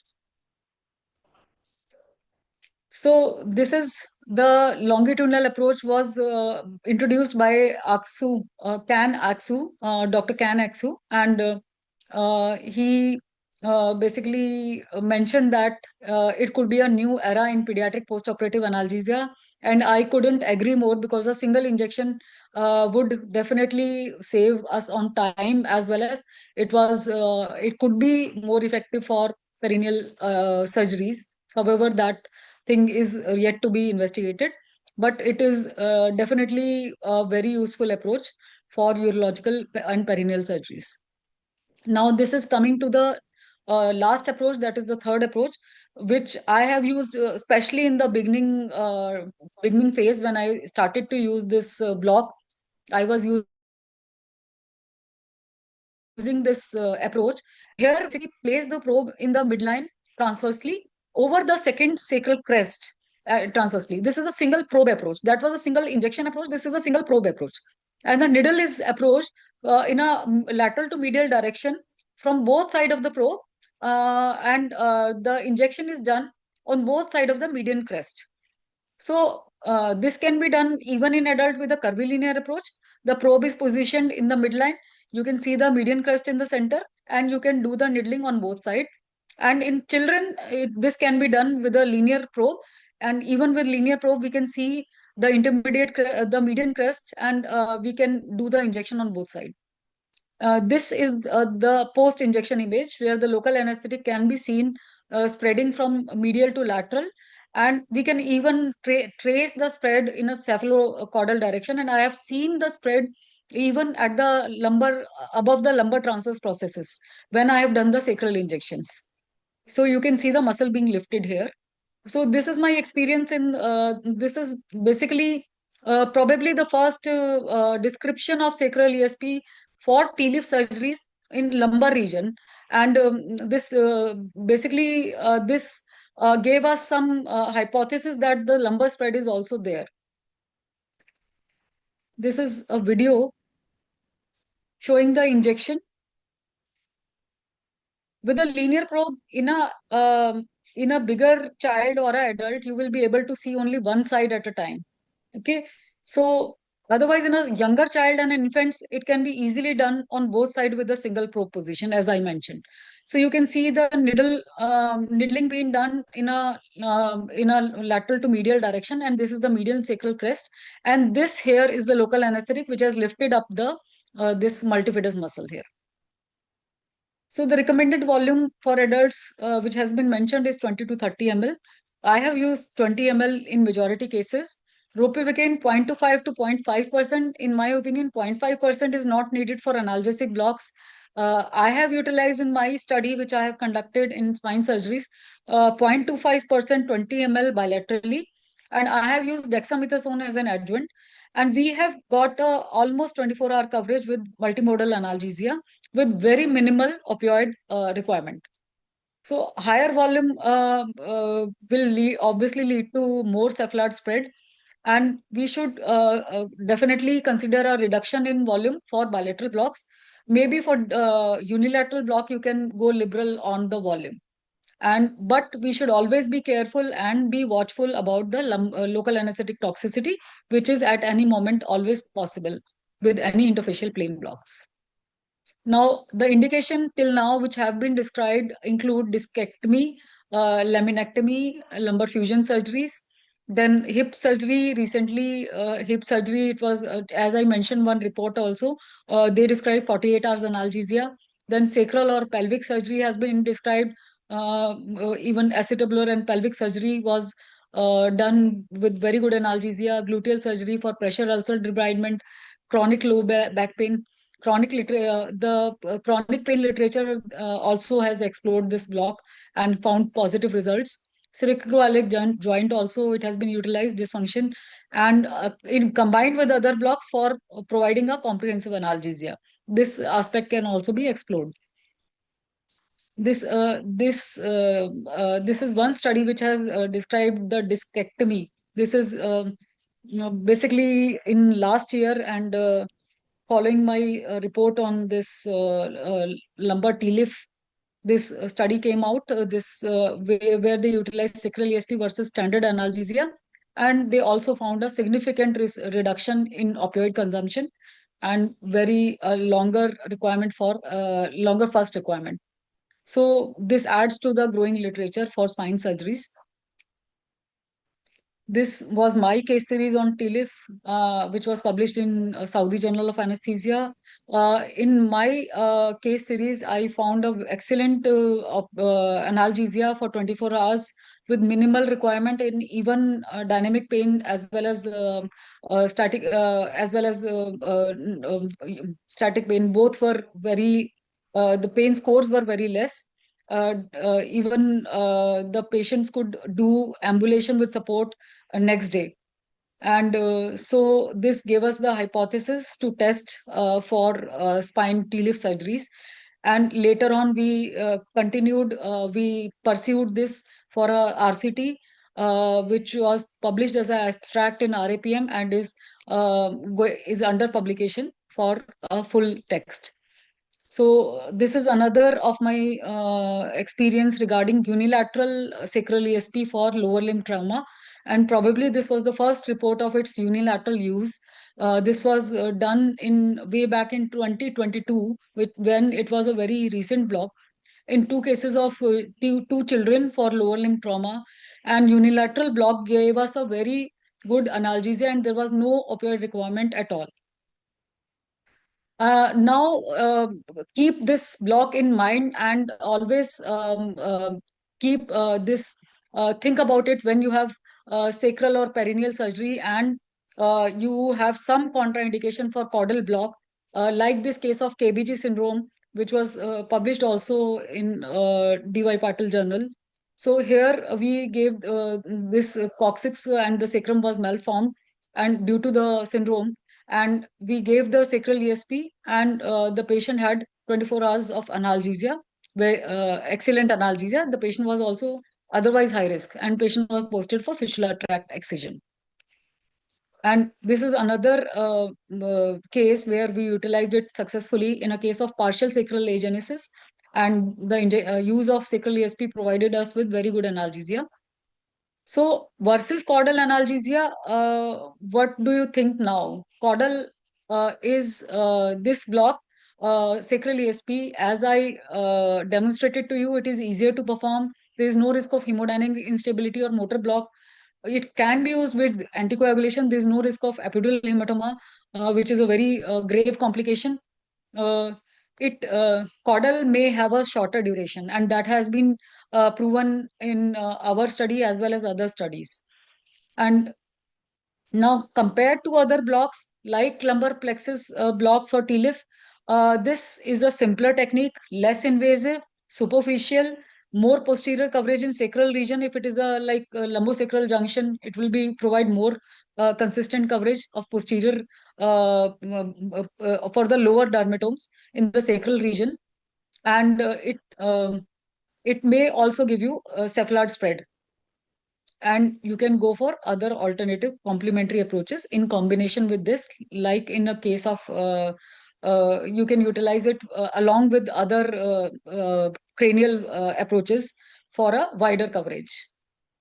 So complication and safety, there is no specific complication per se for sacral ESP. These are the general complications which are possible with other interfacial plane blocks, like last unintended motor block. It has not been seen in the literature which I came across. Epidural spread is rare but possible. So still we should monitor for bilateral effects if we are using it for unilateral procedure, and also motor block. And vascular puncture is possible, and infection and other things are definitely possible like any other block. And safety measures, definitely we have to pursue all the safety measures which are there for any other block, like lipid emulsion should be available. Monitoring should be continued, even if it is a minor procedure, like a minor perineal procedure, like a circumcision. If you are given the block, the surgery will be over in 20 minutes, but you have to monitor the patient further. Technical limitation, that the operator experience, and there is a learning curve to every block, and similar for this block. And there can be anatomical variations of sacrum which may alter the pattern of anesthetic spread. There can be an accidental entry into the sacral foramina. There can be epidural spread. And still now we do not have any consensus that single or multiple injection are better, or the single injection approach or the 2 injection approach is better. Then ventral rami spread is yet to be proven. So this narrative review by those et al., they mentioned that there were no major complications reported till date. So it underscores that the favorable safety profile for this block, and also the technical simplicity as compared to other neuraxial techniques. So this is for sure that it is technically definitely a simpler block as compared to other neuraxial techniques. It is less invasive, and then safer in anticoagulated patients. So, however, despite these encouraging results, the study till now have small sample size and heterogeneity, and they are not multinational studies. So limited geographical representation is there, and still we need some multicentric and more robust evidence is needed. So to summarize and conclude, till date, 14 RCTs have been published, and various surgeries have been described. And the block is consistently found to be more effective than standard analgesia or localized nerve block, like pudendal nerve block for penile surgeries. And it was comparable to caudal block in pediatric. However, it carries a lower risk profile, and evidence supports its use in reducing opioid consumption. And this meta-analysis provide a highest level of evidence that in its favor.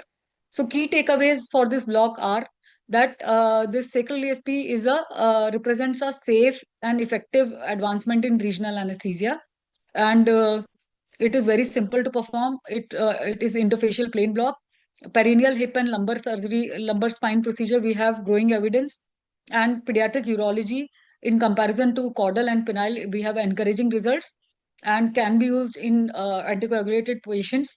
However, it has variable coverage, and evidence base is still evolving, and we still need more RCTs to define the optimal techniques and indications. So thank you very much for your patient listening, and I will be happy to address any questions.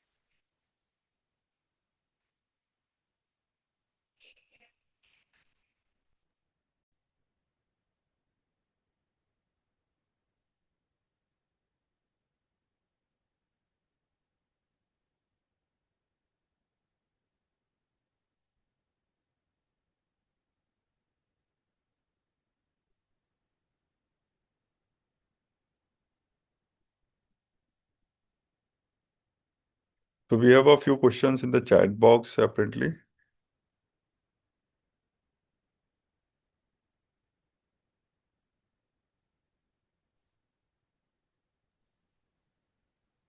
Okay.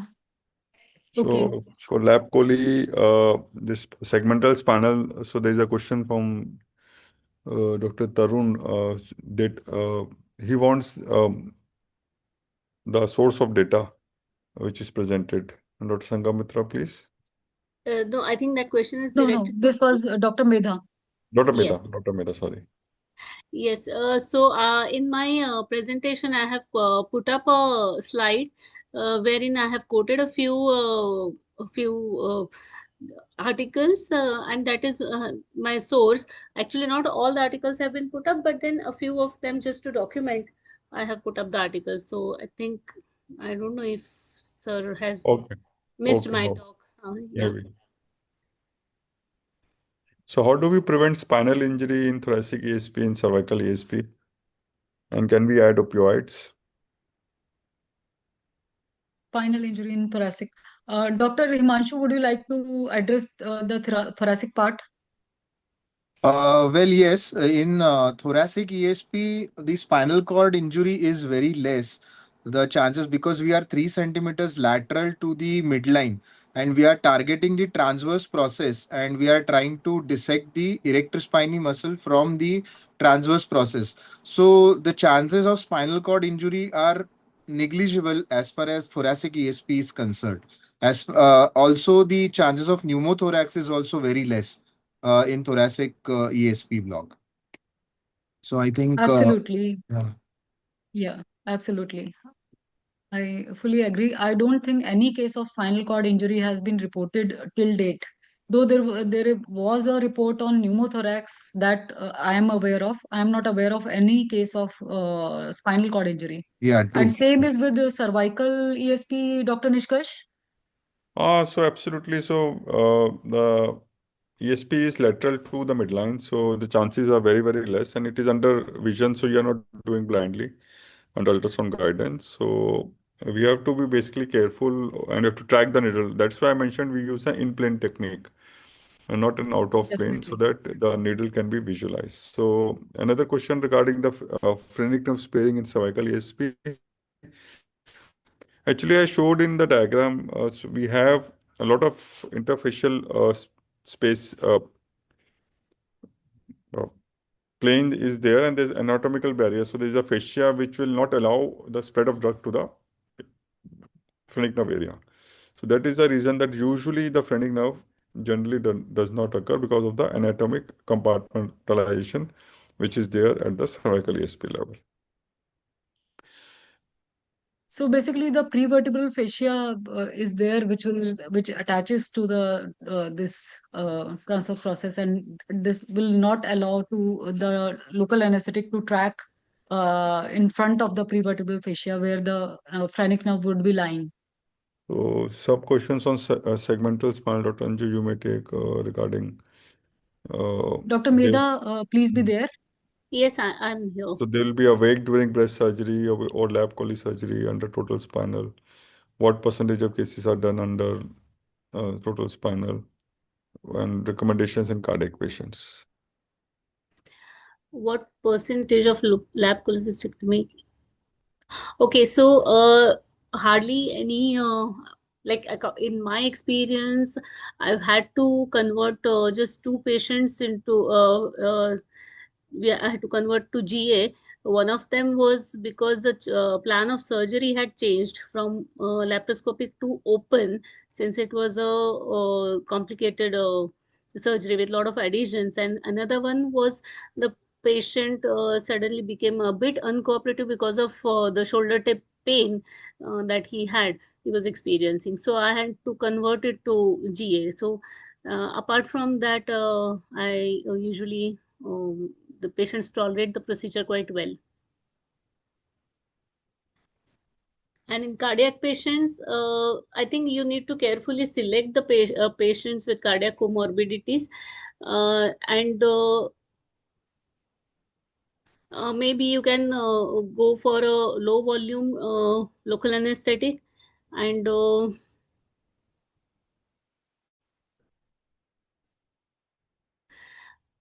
that's it. I think you need to carefully basically select your patients, and you need to monitor them also quite well in the perioperative period, so as not to cause too much of hemodynamic instability intraoperatively and postoperatively too.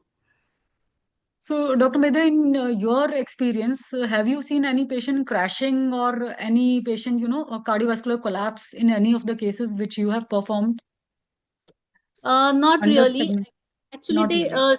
many patients do have one or two episodes of hypotension immediately after the spinal, but then it Yeah. usually responds to peripheral vasoconstrictors, and usually they stabilize after that. And if you're using additives like dexmedetomidine or clonidine, maybe there is some degree of bradycardia which I have experienced, but that Okay. also responds quite well to anticholinergics. So not many, and I haven't experienced any cardiovascular collapse as such because of segmental spinal. Okay. So basically, it was all treatable kind of episodes and Yes, vasopressor transient episodes responsive. basically. Transient, Yes, transient. Right, very right. transient. Okay. So we have a question on use of sacral ESP in patients on anticoagulants and Okay. for labor So, analgesia. yeah. So, sacral ESP definitely would be a safe approach for any patient who is anticoagulated. When we compare that with other alternatives, that is epidural for labor. Why? Because there is no vessel or no critical, structure which traverse this plane, this osteofacial plane that is between the sacrum and the multifidus muscle. I have not come across any vessel which is traversing this plane, and there is no anatomical description of any. And also, we are doing ultrasound guided. So basically, it is a superficial block, and it would be definitely a safer alternative. There is no longitudinal study which has been done in anticoagulated patient, but since it has been the erector spinae plane block as such has been categorized as a superficial block with respect to anticoagulation by the ESRA society. So I would perceive it as a safe block in anticoagulated patient. Yes. Okay. Then target in sacral ESP is the medial crest or lateral crest? Yeah. So as I told you, there are basically three targets, three approaches which have been described. One is the medial Dr. Anju, you crest. are not audible. Oh, am I audible now? No. Uh, but there is no. You are audible. I can hear you. Yeah, You you're can. audible. Yeah, you're audible. Okay, okay. So I have described three approaches. One is a single injection approach, which is done in a craniocaudal fashion. The probe is placed longitudinally in the midline, and we identify the sacral crest. And basically, the injection is performed at the level of S4 sacral crest, median sacral crest, and almost 1 ml per kg injection is given in the studies or the case reports which I have read. So this injection approach was used for urological surgery in children, and it was found to be very effective. So this is one approach. Then there was another which was described on either side of the median crest, which I have utilized in majority of my pediatric study also, and majority of my pediatric cases, where I use a single probe approach. So that is a single probe approach. I place the probe, identify the S2 sacral crest, place the probe transversely, linear probe in a pediatric patient, and place the probe transversely over the S2 median sacral crest. Then bring the needle in a lateral to medial fashion in plane, and bring it lateral to the median sacral crest. So the injection is done at the lateral to the median sacral crest as to median sacral crest. That is another approach. And this was also effective for perineal and anorectal procedures in my experience. Then the third And what? approach, which is done most commonly, utilized by majority of the authors, that is the intermediate sacral crest approach, which can be done in a transverse fashion, also in a longitudinal manner also. So in a transverse way, you place the probe lateral to the median sacral crest and identify the intermediate sacral crest, which is immediately lateral to the median sacral crest, the surface of the sacrum, which is lateral to the median sacral crest. There you inject, you can do the needling in plane and bring the needle tip between the multifidus and the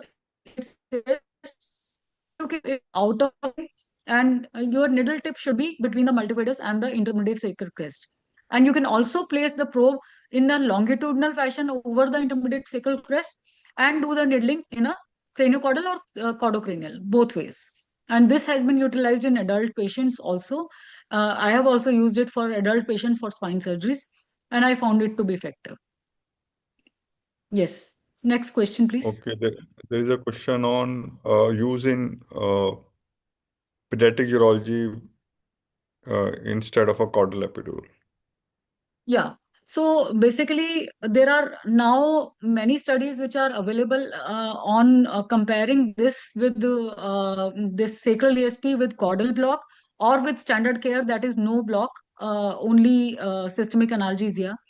So all the studies, they have found that it was either it was definitely superior to the standard care where there was no block was given, and it was also superior to caudal block in one study. For analgesic efficacy, the time to first analgesia was longer, and the total opioid consumption was also less with sacral ESP.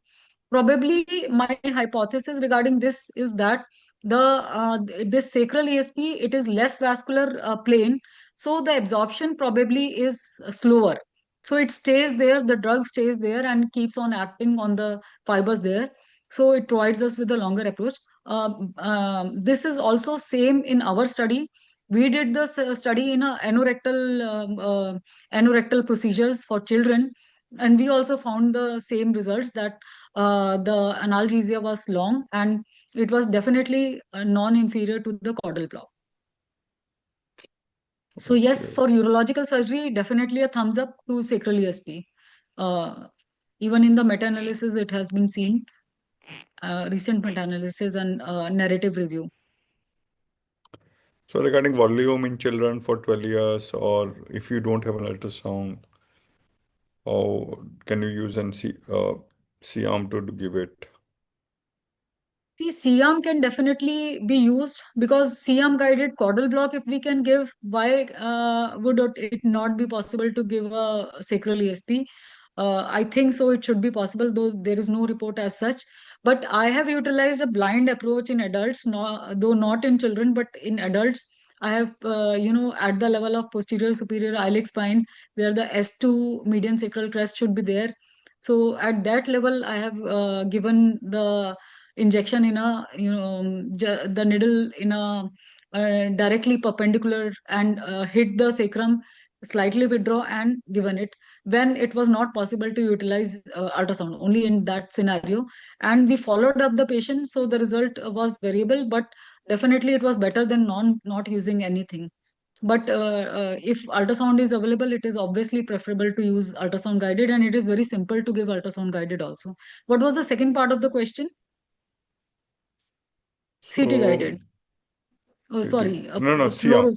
C-arm. Yeah, I'm sorry, fluoro guided. Fluoro. Yes, yes. So I have already mentioned that it can be utilized. Okay. And there's a question on thoracic segmental Oh, spinal and volume also. complication of Sorry. paresthesia in the Uh, post-op. somebody asked about volume also for sacral ESP. So volume Volume 1 is ml per usually kg. 0.4, No, 0.4 actually to for 0.5 sacral ml per ESP, kg. people have utilized higher volume.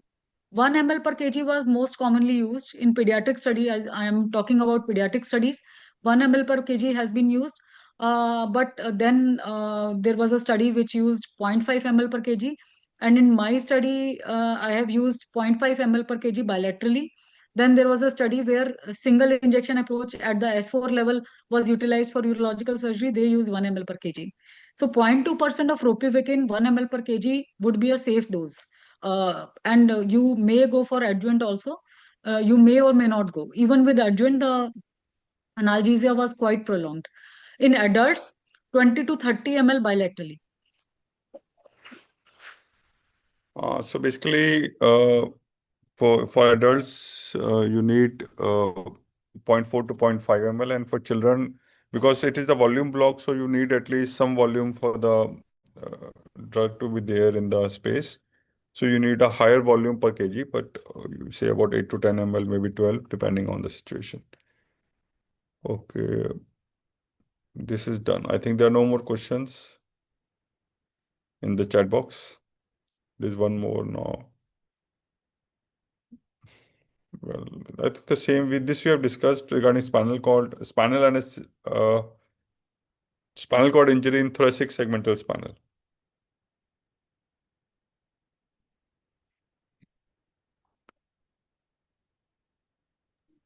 I'll answer this. Please. Yeah. The percentage of injury to spinal cord in thoracic spinal anesthesia is very low, and basically it is because of like I showed in that study by Imbeloni, where the spinal cord lies more anteriorly in the upper thoracic region. So there is the distance between the posterior dura and the spinal cord is quite high in this region. So the likelihood of injuring the spinal cord is very less. Secondly, the angulation of the spinous processes in this part of the spinal cord facilitates to increase the distance between the spinal cord and the posterior dura even more, as the needle has to be angulated in a more slanting position. So that way it increases the safety margin even more. Okay, sure. Thank you, Dr. Medha. And there's some talk about cautery use leading to muscle contraction, and surgeons Somebody- generally do not prefer a block. Yeah. So regarding this cautery, I would like to mention that my surgeon also mentioned this concern once or twice, though not in all the cases. I have done a full study and we have not faced this issue too much. It was only when I started doing it, initially they mentioned this concern regarding the cautery. There was a problem with the cautery use. But after that, we have done a full study and they did not mention this concern again.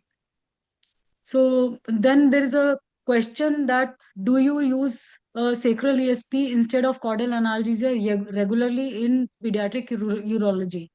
So yes, since I have started using sacral ESP, I have been using this sacral ESP routinely for all perineal surgeries, including urology, pediatric urology. But we need, ultrasound definitely demands some more time, which may not be possible all the time with in pediatric OTs, because we do the block on table under general anesthesia. So caudal block, landmark guided, is done sometimes instead of this. But I have been using this very frequently since I have started doing it. And we have completed a study also on use of sacral ESP for anorectal procedures.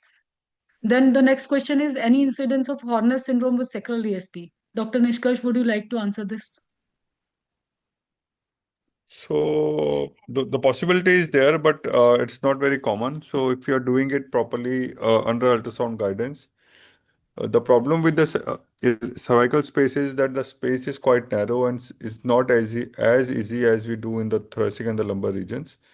So you need to be, it is not the first block you start doing. So you have to do a few thoracic and lumbar so that you're accustomed to finding the TP and giving the block. And if you do it properly, chances are very less. I am not sure of the percentages as of now, but not very common and nothing to worry about, even if it occurs. Yes, absolutely. So if we compare the complications with the interscalene block, definitely there is no doubt about it that it would score high, the cervical erector spinae plane block over the interscalene block, which is the other alternative. Somebody has, Dr. Veena Asthana has asked that what is the minimum age you have given sacral ESP block? So, Veena ma'am, I have given this block for 2-month-old child for anorectal procedure, that is PSAR procedure.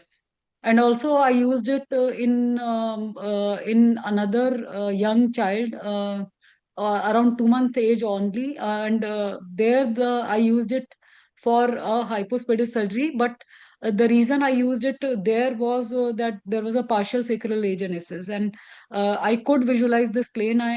We instead of not giving any regional anesthesia, I gave this block and it worked well. It worked quite well. Dr. Gitanjali is asking, is it useful in labor analgesia? The mechanism would point at it should be effective if we consider the mechanism of lumbosacral spread.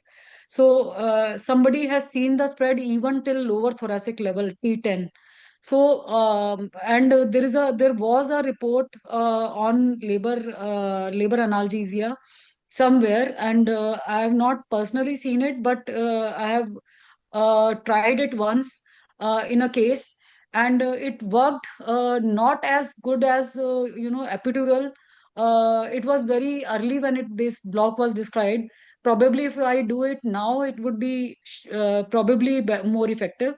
But one study has recently been started in AIIMS on use of sacral ESP for lumbar for labor epidural. So definitely the literature would be there on this indication also. Okay, then somebody has mentioned that I do a lot of urological cases. First query case was 12-year-old pyeloplasty. This we have discussed. Okay, okay. Many people, very nice talks. Dr. Saji Shanmugam has mentioned that very nice talks. ESPs are unbeatable in spine surgeries for intra and post-operative bliss. Our spine surgeon all have snatched the block from us. That would be a problem because it can be done fluoro-guided also in a fraction of time.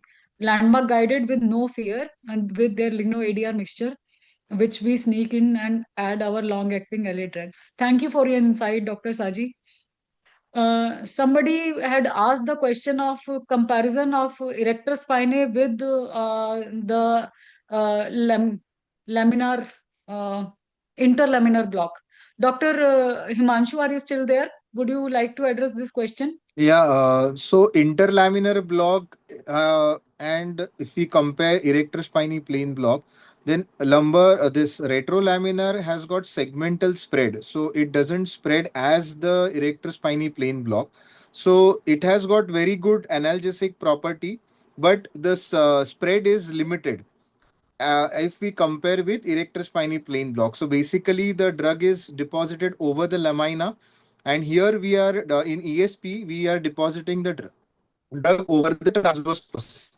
So basically we are the point of injection is little different. The effect, as the some of the articles, they suggest that the retrolaminar effectiveness is better compared to erector spiny plane block, but the distribution of drug is limited as far as the retrolaminar is concerned. So that is why it has got limited usage retrolaminar compared to erector spiny plane block. Right, right. Thank you. So somebody, Dr. Neeta D'Souza has asked the success rate of lumbar or sacral ESP, tips to achieve higher success rate. Success rate, lumbar ESP, Dr. Sanghamitra, would you like to enlighten us regarding the success rate of lumbar ESP? So yes, ma'am, And it has been... any tip for higher success rate? Yeah, so lumbar ESP has been called now lumbar plexus block by proxy, and better to be done USG guidance. The shamrock view which we use day and night for QL block can be very much easily seen with the use of curvilinear probe. And always it's an interfacial plane block, so we must never be in a hurry to push the drug. Here the target remains deep to ES and the endpoint should be transverse process tip. So it is very easy to deposit around the tip rather than overshooting and getting the complication, because next to ESP lies the psoas. So we should always inject with small aliquots even though it is an interfacial plane block, and try to look the spread of the drug next to transverse process or towards ESP, so that we are giving a safe block, getting the best of the best response, and avoiding a psoas compartment block, or rather the complication of lumbar plexus block like motor weakness. Absolutely. So in one more thing I would like to mention, that yes, the difference yes. between thoracic and lumbar ESP. In thoracic, we have the advantage of siphon effect, because during inspiration there is negative pressure, so the drug can travel anteriorly. So there is more anterior and lateral spread compared to lumbar, because in lumbar the siphon effect is not there. So probably the thoracic effect is sometimes better. That is why uh, the results are better in thoracic levels. So the siphon effect also plays an important role, because if you compare the cadaveric studies and the actual clinical data, so they don't match many times in thoracic. So that is maybe because of it is quite dynamic in case of living patients, and the siphon effect is also very important. Absolutely. I agree, Dr. Himanshu. In fact, the cadaveric studies have mentioned that the spread may be even up to 5 to 7 levels up and down. Though mostly 2 to 3 level up and down is definitely there in majority cases, but even up to from T2 to even T12 level of spread has been mentioned in some studies. But in lumbar level, only 2 to 3 maximum up and down, not more than that. But when comparing this with the epidural block in our study, we found Right. patient-controlled analgesia. Right. So continuous infusion, they both were found to be similarly effective. So there is a lot more to explore in lumbar ESP, and it definitely is a potentially useful block, potentially useful alternative to a more invasive block like lumbar ESP, lumbar plexus block.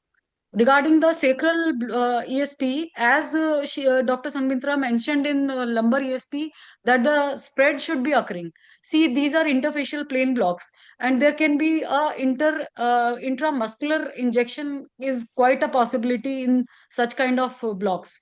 So, in lumbar block, you can clearly see the muscle being lifted up and down. So, what I always tell my residents that always track the spread is occurring in upward and downward direction, and the unzipping should be seen always to ensure that the spread is occurring, and that then only we will expect that the block will work. Similarly, in sacral ESP, the multifidus muscle should be cleanly lifted.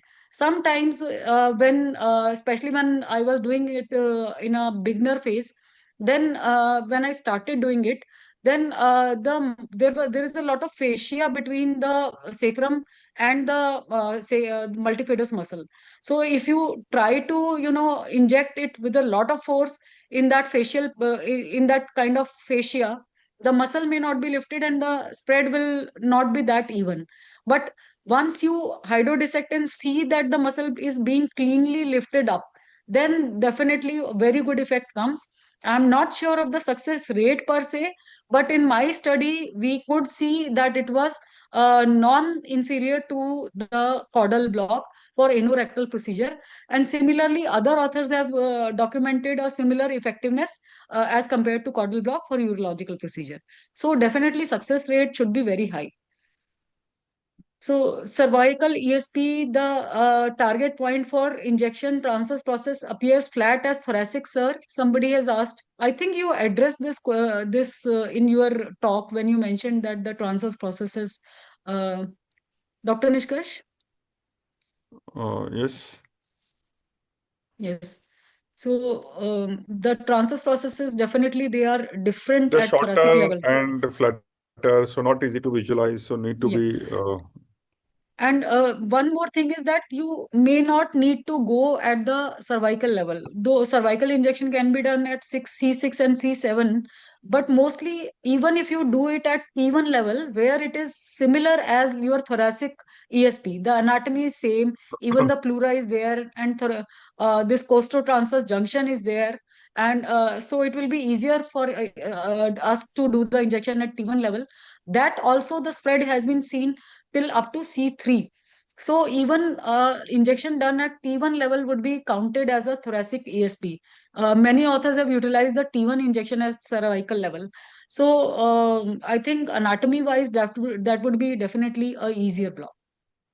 In fact, in the presentation, I Doctor, showed two yeah, cases. No, one of them we actually ended up doing a T1 only because it was not yeah.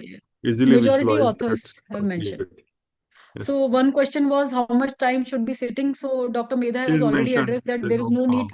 There is no need to keep them sitting because it is a isobaric drug. So absolutely. another question is still which lumbar vertebral level sacral ESP will be effective with 20 ml volume. So with this contrast studies or with dye injection study, there was a description of the spread even up to T10 level, but lumbar level definitely up lumbar level mid lumbar level the spread is quite consistent. So, but even L1, L2 level, the spread is there. L2 definitely it reaches in many studies. Even the Dr. Sandeep Diwan's this contrast study I showed you, that they mentioned that it reached up to the upper lumbar level, and in DIE study also they mentioned upper lumbar level spread. So my suggestion would be that I have done the study for lumbosacral junction, and I have done a series on L2, L3 fusion, L3, L4 fusion. So it was effective for L3, L4 in all the cases. L2, L3 was slightly, plus minus, because L2, L3 fusion, the incision goes up further higher. So I would advise that if you are going for a L3, L4 type of L3, L4, L5, S1 type of fusion surgeries or disectomy or any other procedure, it would be a good option. For higher level and incision reaching up to thoracic level, it would not. The better choice will be higher approaches of erector spinae. Okay, somebody has asked about axillary dissection and what in breast surgery, what level would you block? Dr. Medha has already addressed breast surgery at T5-6 level for spinal, and she does not give any separate block for axillary dissection. She is doing the axillary dissection as well with the thoracic spinal itself. So I think few other people had asked the same question, which has been already been addressed by Dr. Medha. So I think we can call it a day, and all I would thank all the speakers for sparing their valuable time and giving the audience such a valuable insight regarding the most versatile block of all, that is the erector spinae plane block. And as we have mentioned that it is the muscle is running from nape of the neck till the sacrum, and we have done our best to exploit this muscle at all levels to our benefit, and we have actually got very encouraging results. And but still, there is a lot more to come. I actually forgot about the quiz, which is the most interesting part of our webinar. So sorry, Dr. Sanghamitra, we will proceed for the quiz. Very sorry. That's fine, ma'am.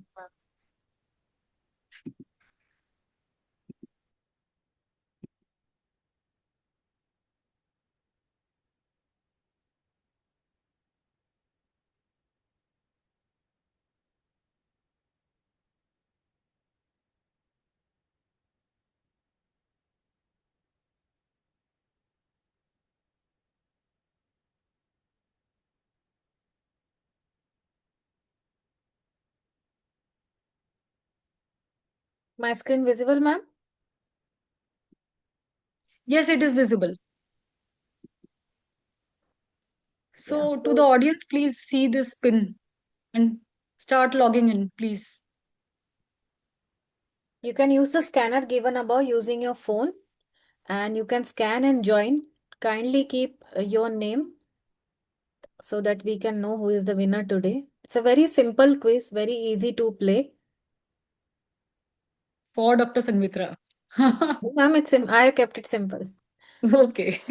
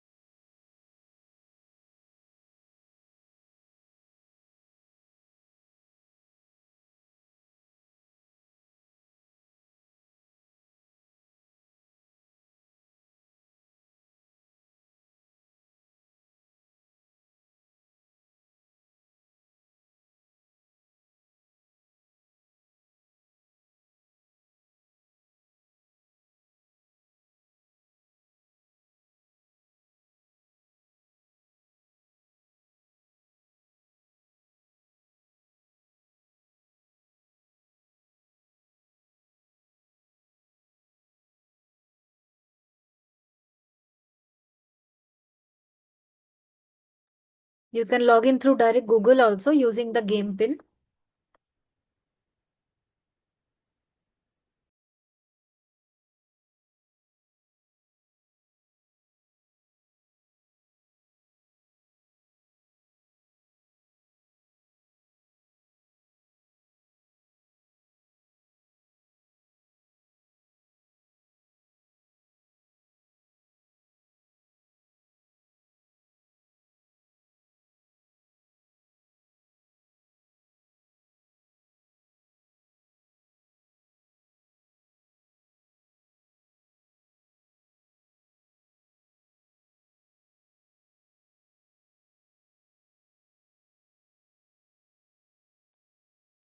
Shall we go ahead, ma'am?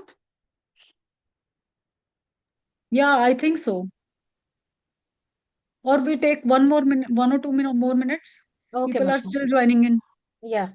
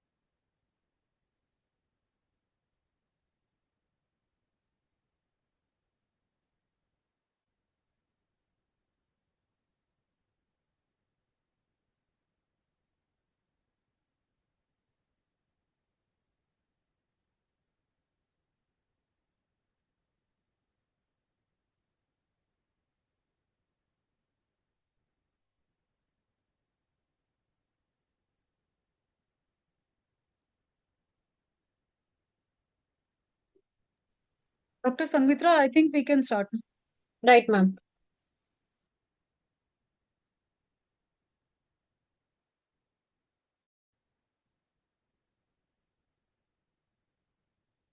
So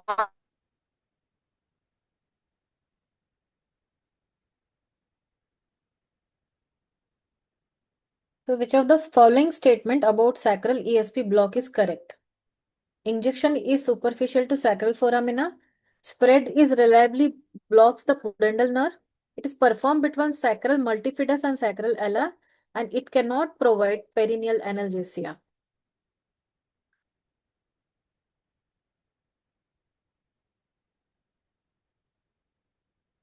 Yeah, so the answer is performed between sacral multifidus and sacral ala.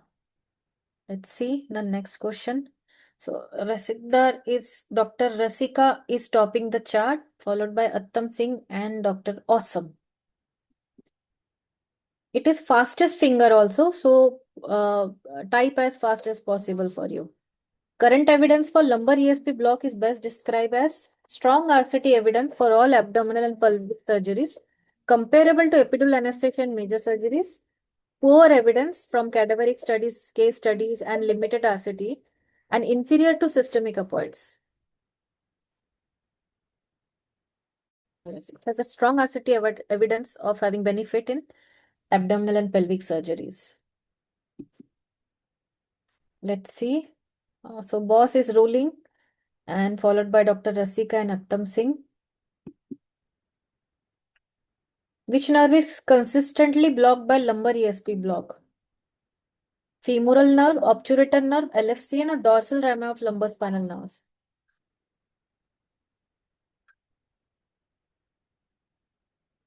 I think this is an easy peasy one.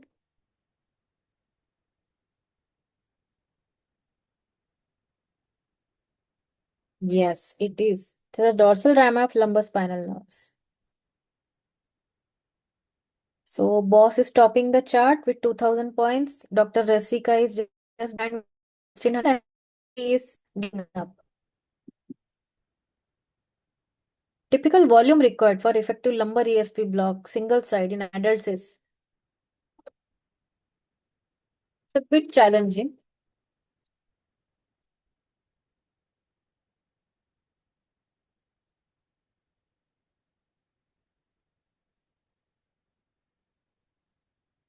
Yes, 20 to 30 ml is described as the best volume for ESP block.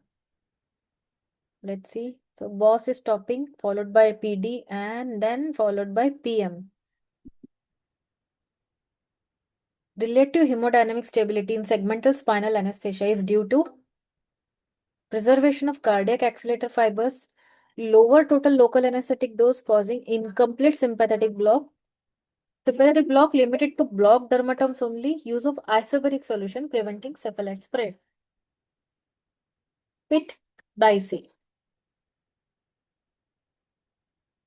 Yes, most of them are correct, but the most accurate answer here will be lower total local anesthetic dose causing incomplete sympathetic block. Let's see.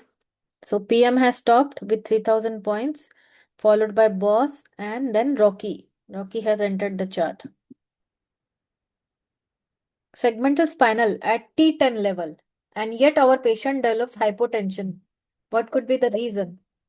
High parasympathetic dominance, blockade of splanchnic sympathetic fibers, unintentional intrathecal opioid overuse, and reduction in preload due to venodilation in block segment.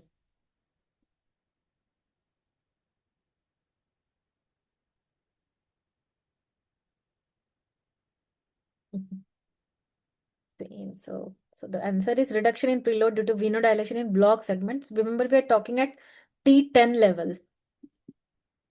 Let's see the scoreboard. So PM is stopping, BOSS and Rocky are following him. Let's see, we are towards the last three questions.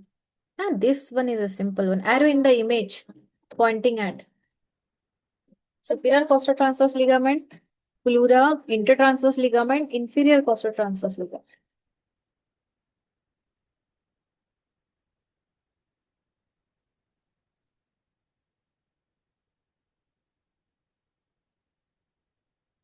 Yes, it is pointing towards the superior costotransverse ligament.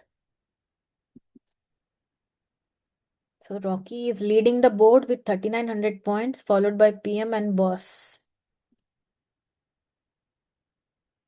This is a bouncer from my side. Who invented two needle? Seems easy, but is it? It is Ralph Lee Huber or Edward Toohey, Robert or Alan Mooney.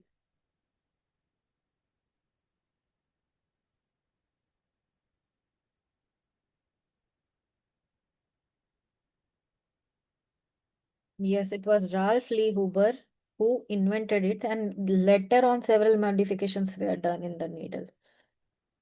So let's see. The bouncer has played its role. PM is stopping, followed by Rocky and BOSS. So last two questions. Compared to thoracic ESP block, lumbar ESP shows less consistent ventral ramus blockade, primarily because greater thickness of ESP, orientation of lumbar process, absence of costotransverse ligament, or larger epidural space volume.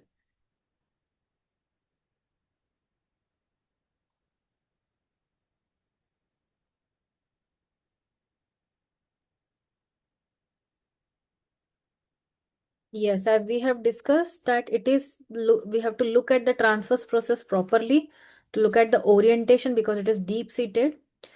That is the answer, that it might give less consistent block if the drug is not deposited properly. Let's see.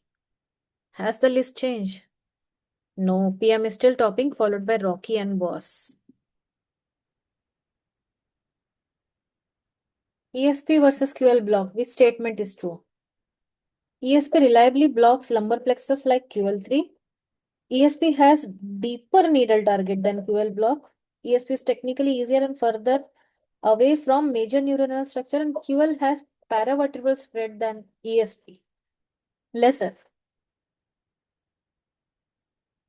Yes, ESP is technically easier and further away from major neural structures. Let's see who are the winners today.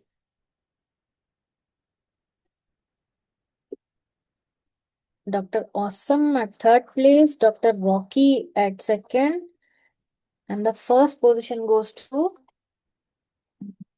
PM. May I have the videos on for people? I don't know who is Dr. PM.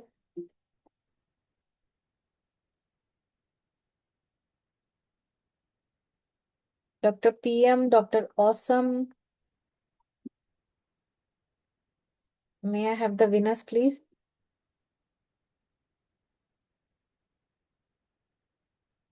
I think Anju ma'am, people are happy to win only. They don't want to. Rakesh sir, is that you? They don't want to take the Reveal credit. their faces. Yeah. Behind the scene heroes, everyone wants to see you. Please come Yeah. up. Dr. PM, Dr. Rocky. Dr. Rakesh also, I think. PM is Dr. Prajakta. Okay, Okay. congratulations, ma'am. Thank you for participating. Really, thank you everyone for participating at this late At this of the late day. night. Yeah. Yeah, and it is a working day and dinner time also for everyone. So we can close the session now. Yes. Yeah, So those I who are think so. happy opening their videos, they can do it. We'll take a group photo and then we can close maybe.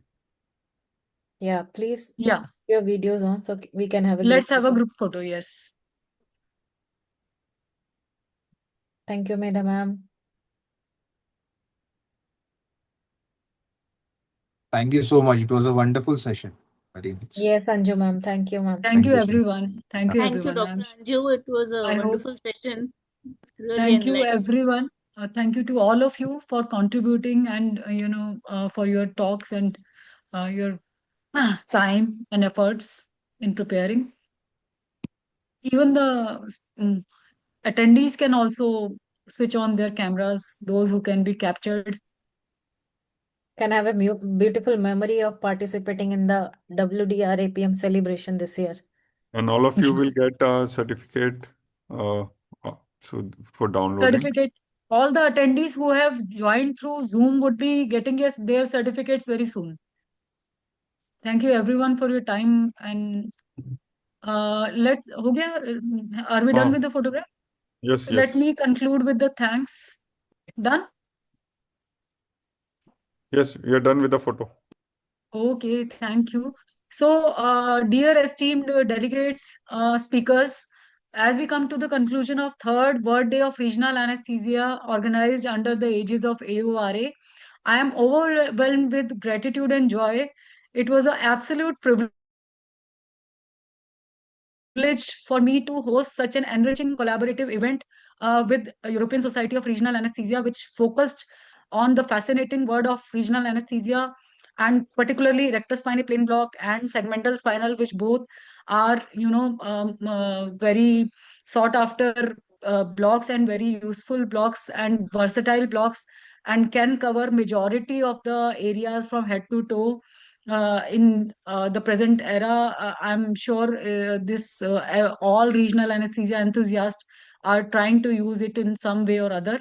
So I'm also thankful to Dr. Sandeep Diwan for his constant support and guidance. Without this, it would have not been possible to materialize this daunting task of organizing this CME. I would also like to extend my heartfelt thanks to our distinguished speakers, Dr. Nishkarsh, Dr. Medha, Dr. Sanghamitra, and Dr. Himanshu for sharing their vast experience and groundbreaking insights and their real world experiences regarding all their approaches. And your contributions definitely elevated the quality of this conference CME and left us inspired. A special thanks to all the attendees who devoted their precious time to the CME on a working day at the time of dinner when everyone is so tired. And I hope the CME did justice to the topics and gave you some insights. And your enthusiasm and engagement definitely make the events like these successful. Last but definitely not the least, I would like to acknowledge the tireless efforts of Mr. Rahul Chaube and his technical team who worked behind the scene to ensure a seamless experience for all of us. And we deeply appreciate your efforts and commitment to advancement of regional anesthesia. As I close this chapter, I hope to carry forward the knowledge and ideas gained here to advance the patient care and further research in regional anesthesia. I hope we provided you with some hypothesis. Let's stay connected as we continue to grow as a community, regional anesthesia community, which is dedicated to excellence. Thank you, Isra, also for this wonderful initiative of bringing the sister societies together. So long live Isra. Good night to all the delegates and speakers. Good night. Thank you, Thank you so everyone. much. Thank you. Good Thank night, you. ma'am. Thank you. Thank you. Thank you and good night.